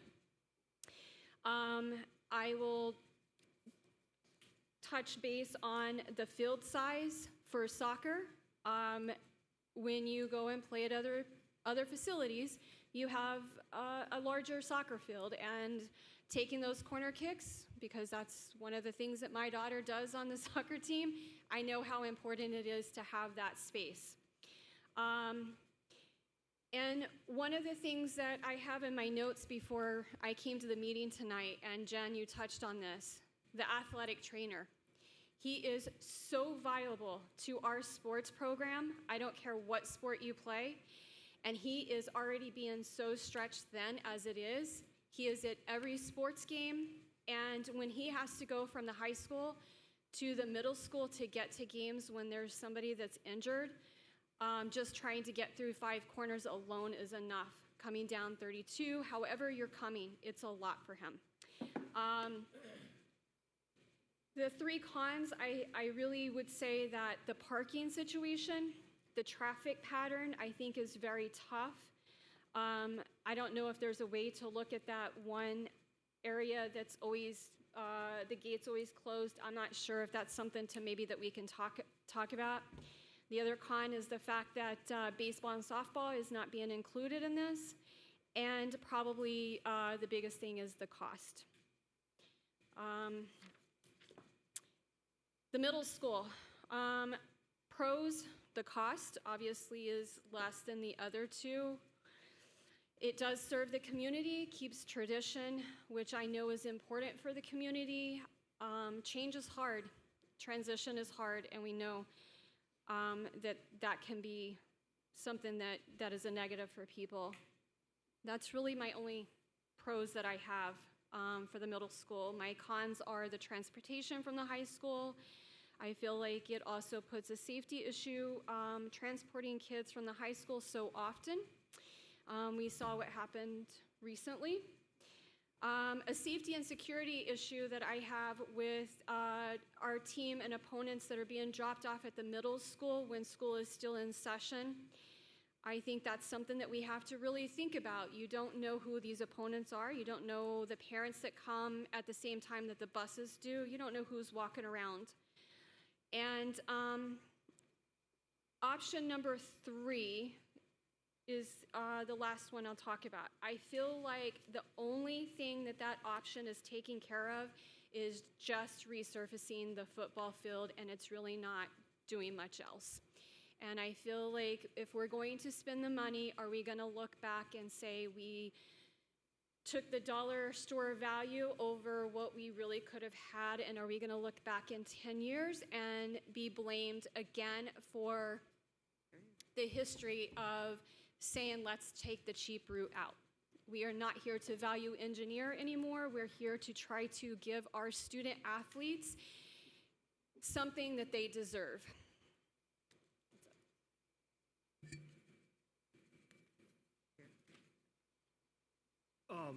So I'll open with, if you're walking down the road and you look on the side, there's a guy and he's selling a tire, and it's a great deal on a tire, but you don't need the tire, you still don't buy the tire.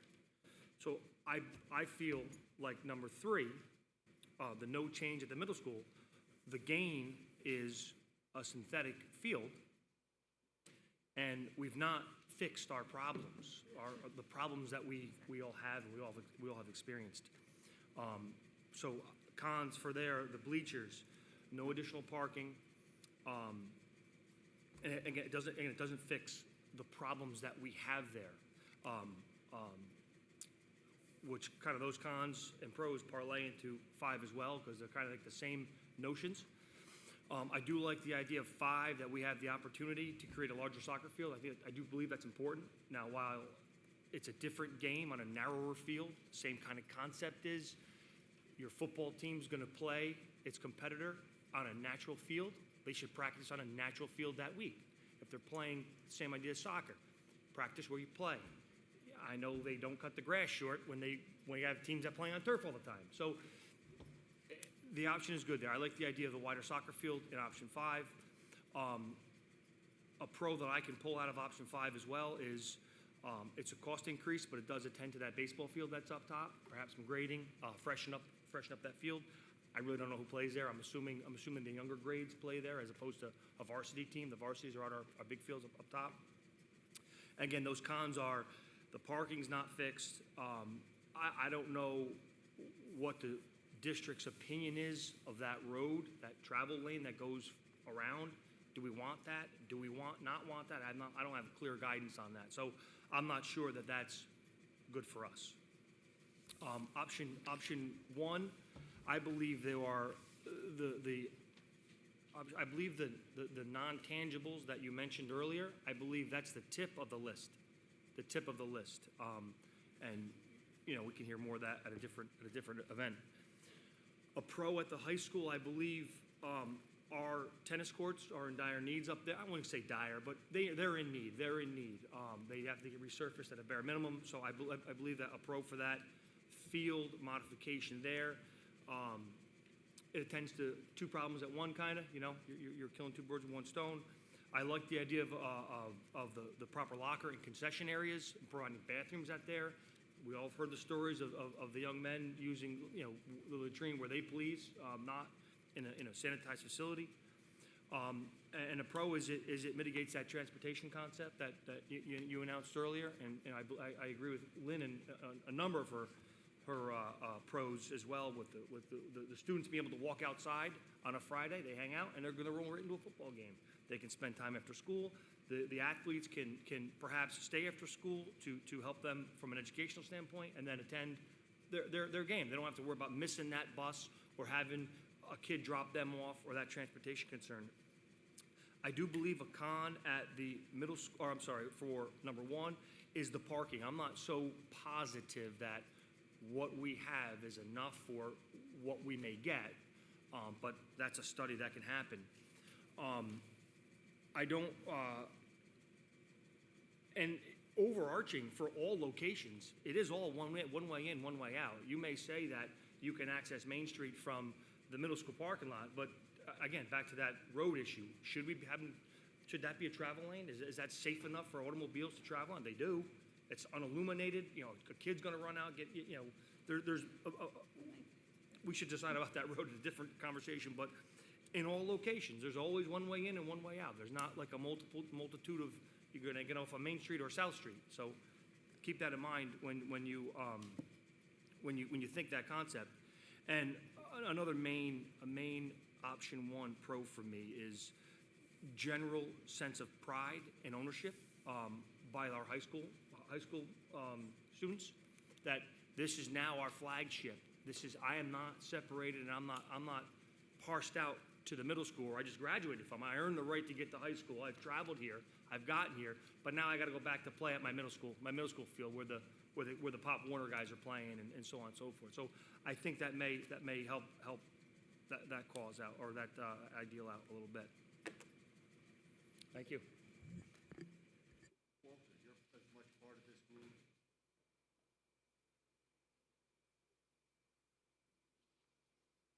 Lou, I'd like to vote on that access road right now. Let's make it green. All right. I'll start at option one. Pro is absolutely supports the Scholastic program, and I think it finishes off the high school on what it should have been done almost 20 years ago. So that's one pro. Con is the parking, but I think there's a couple of options where you could carve more parking into that. There's a couple ideas. I think I could work with Tetra Tech and you know, do the count, how many cars, work with the AD, how many cars do you think you're going to have at any particular game, and then you figure that out. So that is for option one. I'm going to jump right to option 5. The only thing I like about it is the orientation with the sun. Everything else, it's too much money. So I'm not really a big fan of that. I like option 3, but again, it does not support Scholastic, but it supports everything else of Cornwall in there. It solves the water issue. I know that very well, the water issue we have there. And whatever we do, we're going to have to solve the water problem that's on that field as well. I mean, my position is, I think we need 2 turf fields. I don't know where the money's coming from. I don't know the mechanics on how to do that, but I think, you know, eventually, you know, we would have to go in that direction, because there would be a great cost if we were to take care of the water runoff and the drainage there, and then irrigation, recrown it, put sod in. I think we're probably looking upwards of a good amount of money there, and then we have to stay off it. So I think that would solve a lot of the problems. But again, I think there's 2 pathways here that we have in Cornwall. One, 20 years ago, it was decided we're going to move and go out to Route 94, and that's going to be our high school. And that's our Scholastic. And 20 years is pretty much a generation. And now we have our new high schools coming in, and that sense of pride and that sense of belonging.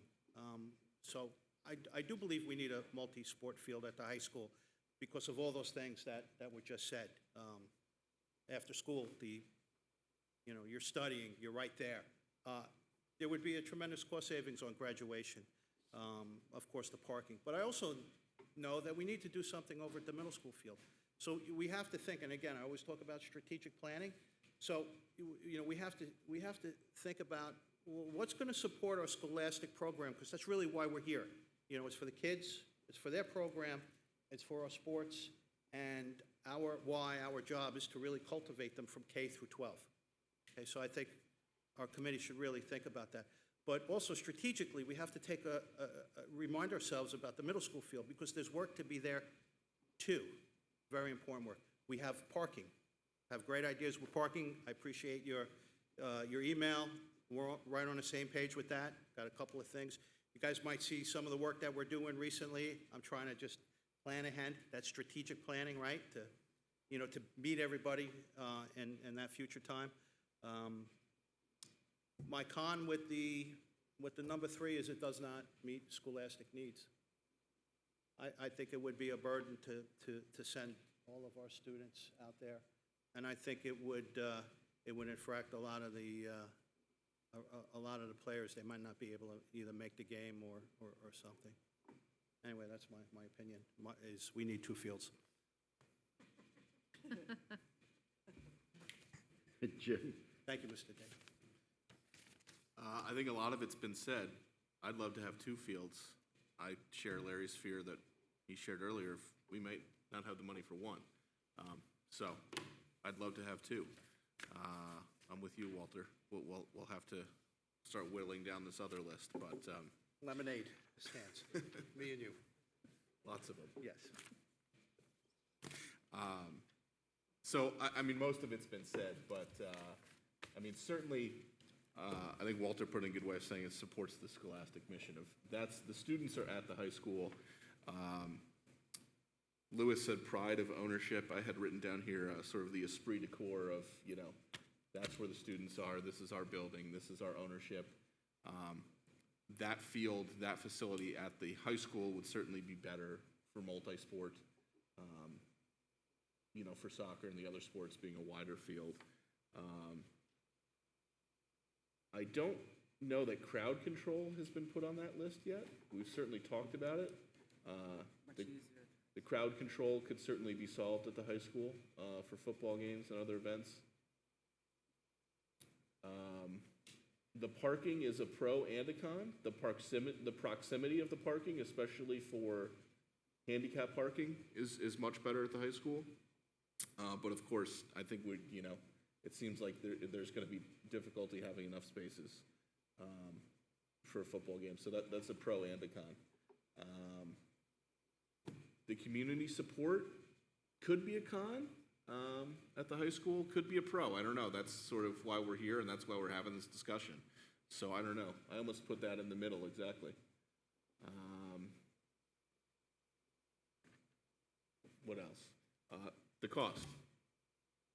As we have sitting in front of us, to Brendan's point, the parking is still quite an issue at the middle school, but what we have sitting in front of us is twice as much at the high school versus the middle school. So on to the middle school. Pro is half the price. The community has supported it. Tradition has been there. Lights already exist there. Track already exists there, which is part of the cost savings, is we already have, 2 of the big ticket, two of the items that are, each like $500,000 a piece, the track and the lights. Cons, the security, the parking, obviously transporting the student athletes, the student trainer not being there, are all cons.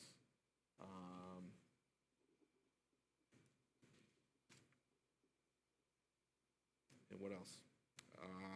And I think another important point that came out today was it actually would decrease that field's availability for community use for youth programs. And sorry, one more pro for the high school option is you're practicing. I don't know if that's written. Is that written down? Practicing on the same field you're playing on? I don't know if that's been said, but I don't know if it's been captured in writing there. Yeah. And I don't think there's too many pros to spending the same amount of money at the middle school as the high school for the option 5. I don't think that's a very viable option. Jen, did you have anything else you wanted to add?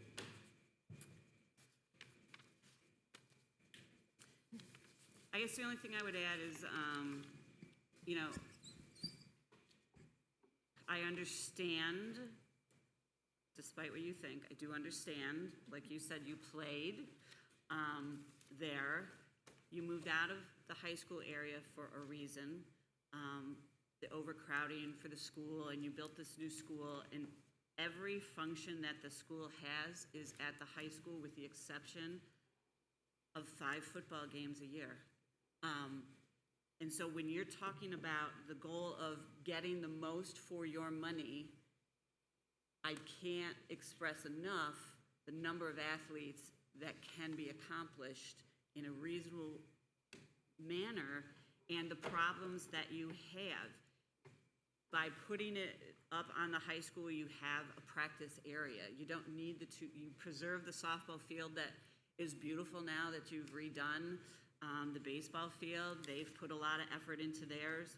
We've got a lot of space to have a very large practice areas for teams who are not going to be up there.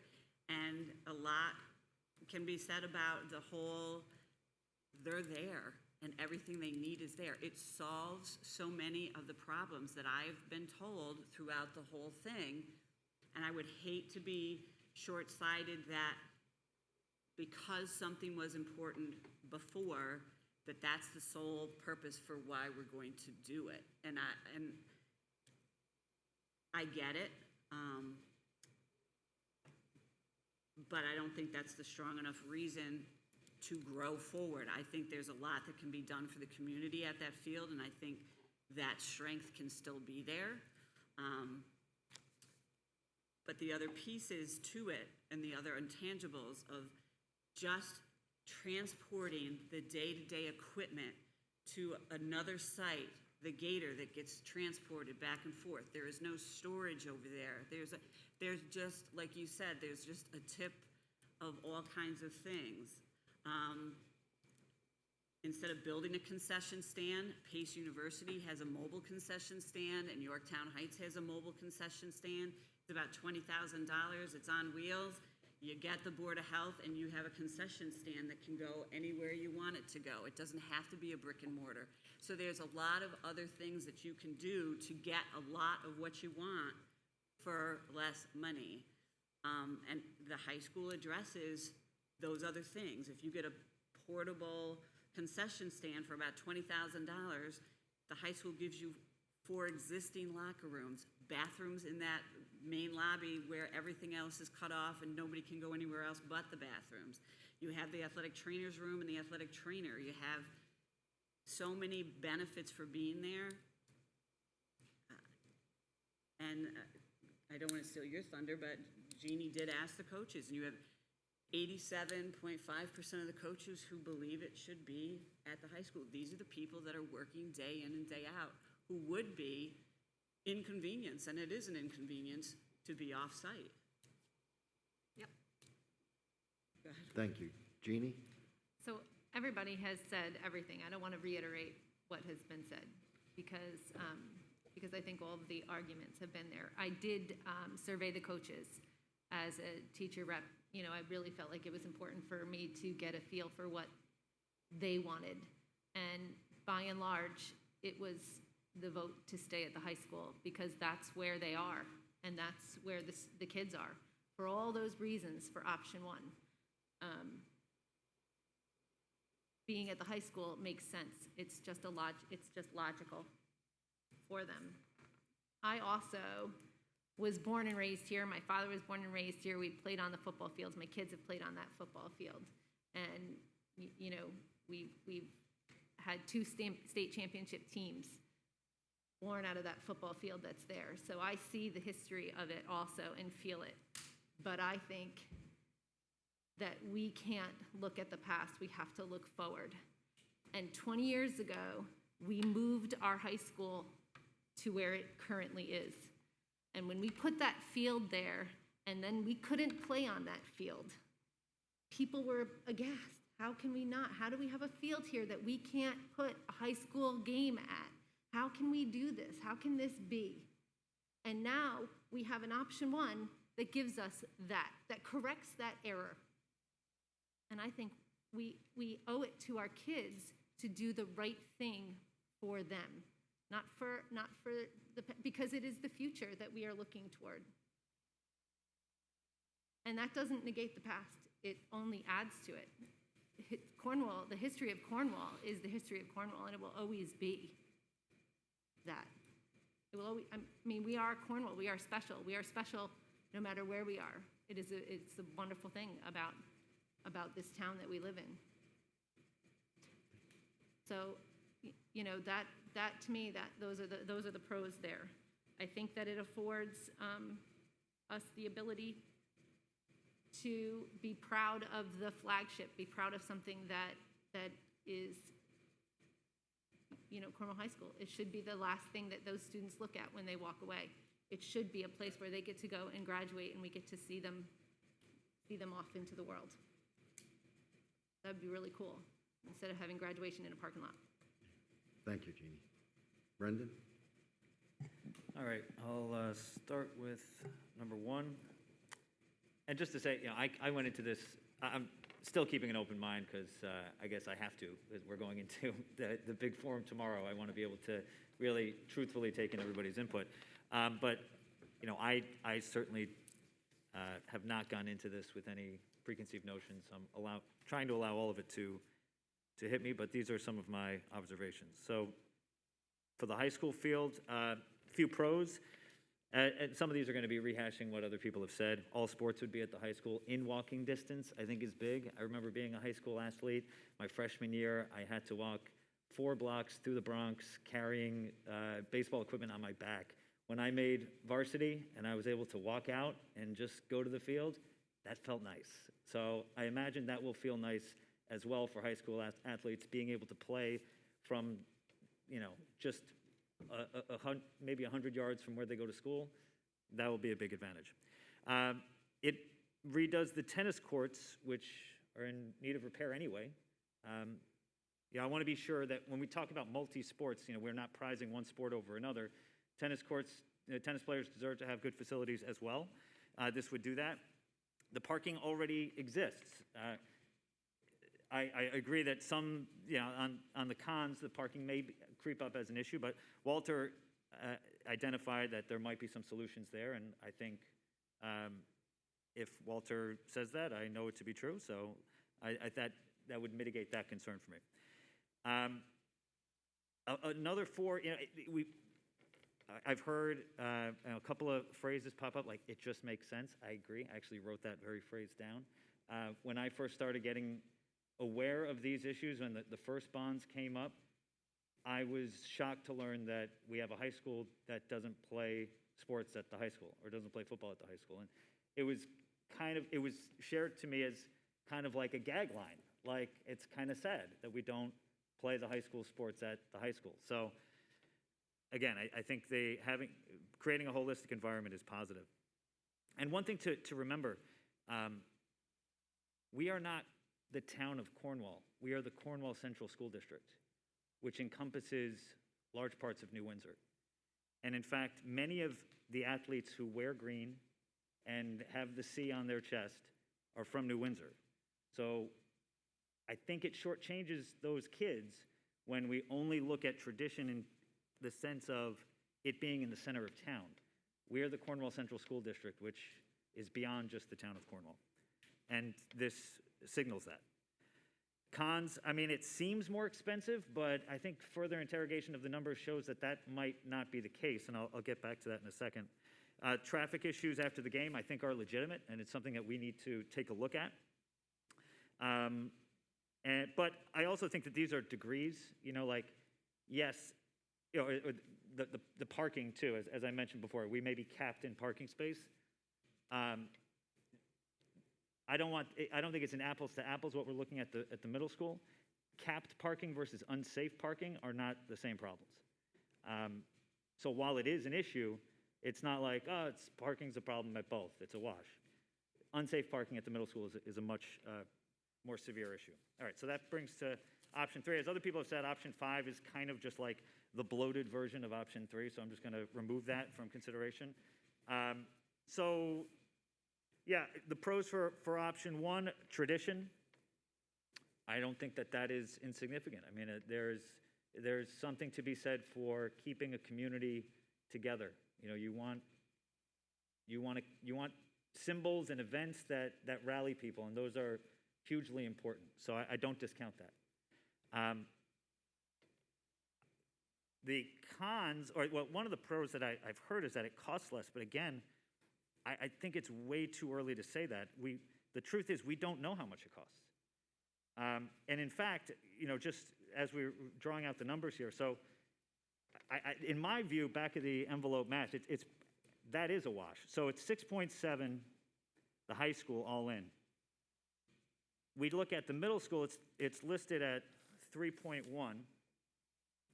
But then we got to throw in parking, and if it's comparable to the middle school staff parking, that's 2.4, which sounds maybe even low because that's paving an existing lot. It's really just improving. We'd be creating a parking lot wholesale, so I don't know, you know, there's going to be demolition involved, but let's just take it at its face and say it's 2.4. So that's 3.1 plus 2.4. Now we're up to 5.5. That 270, we need locker rooms. We cannot do this without taking care of the locker rooms. I'm going to get to that in a second. But the 270 is unaidable. So again, I brought up that point of like, what's the true cost of that? If it's occupying basically $1.1 million in this bond, right? It doesn't cost 1.1, but it's occupying that much spending power. So in true cost, my numbers, conservatively, it's 6.6 million compared to 6.7. So I don't think the cost, it saves, it's too early to tell, but I don't think saying that it costs less is accurate right now. Few other cons. Yeah, it's optimal for football. It's not optimal for soccer. I think we definitely want to avoid this becoming the football project. We want this to be the athletic project. Adding locker rooms, again, this is a must. Because now we have a current problem. Jen identified at one of our first meetings where you have kids coming from a high school into a middle school. Now we're going to make that problem even worse because now we're going to have all the teams coming to the middle school, practices, games every single day. Another multiplier, our middle school starts in 4th grade, or it starts at 5th grade.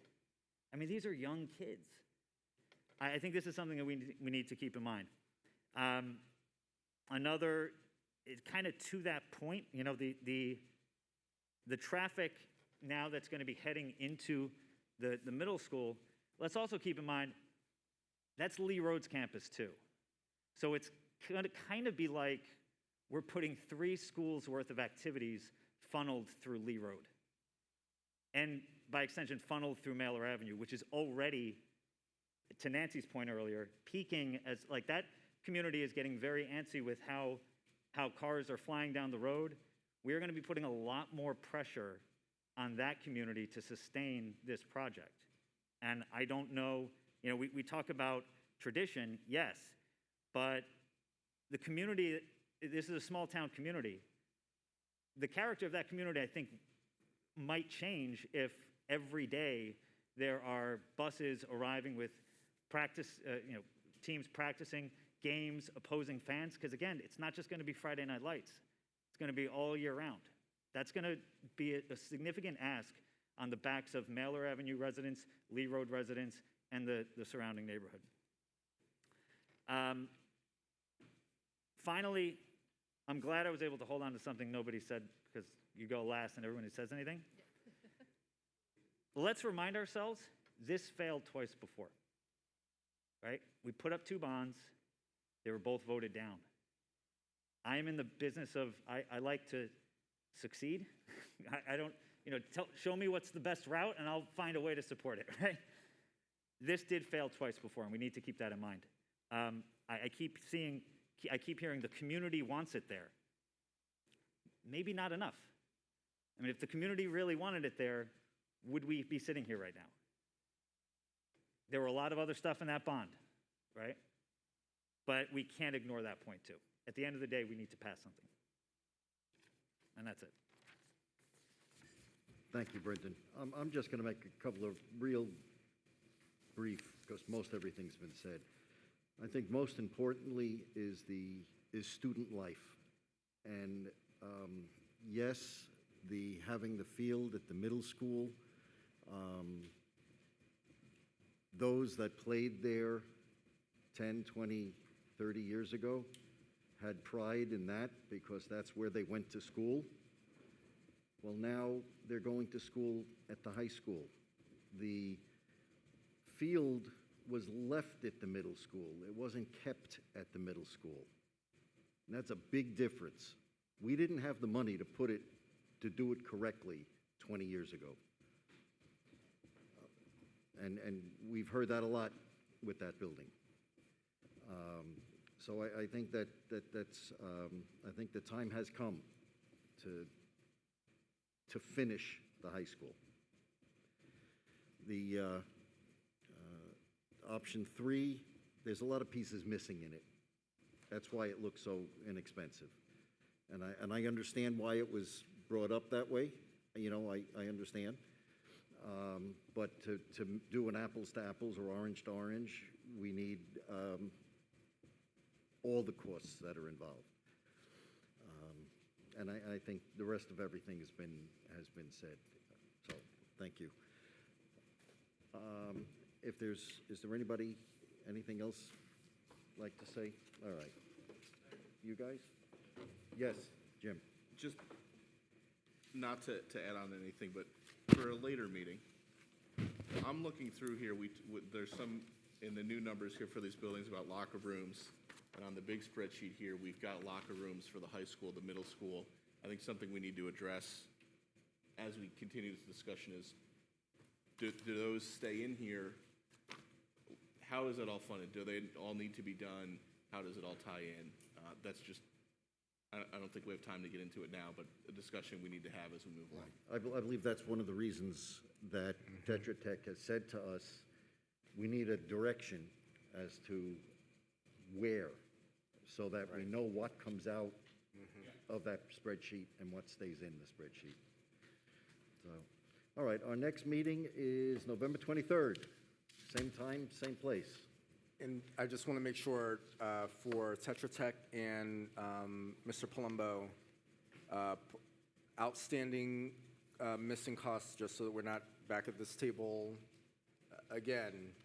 Missing information right now is parking for the middle school option 3, so factoring that in addition to what I heard was if it's in the cost price for option 1, which is the high school, then we would have all of those options, concession stand, bleachers, everything in option 3, correct? So no other outstanding information for Lou and Tetra Tech, so that we're all informed and can work towards consensus at the next meeting. Good? Good. All right. Sign-in sheet ended up where?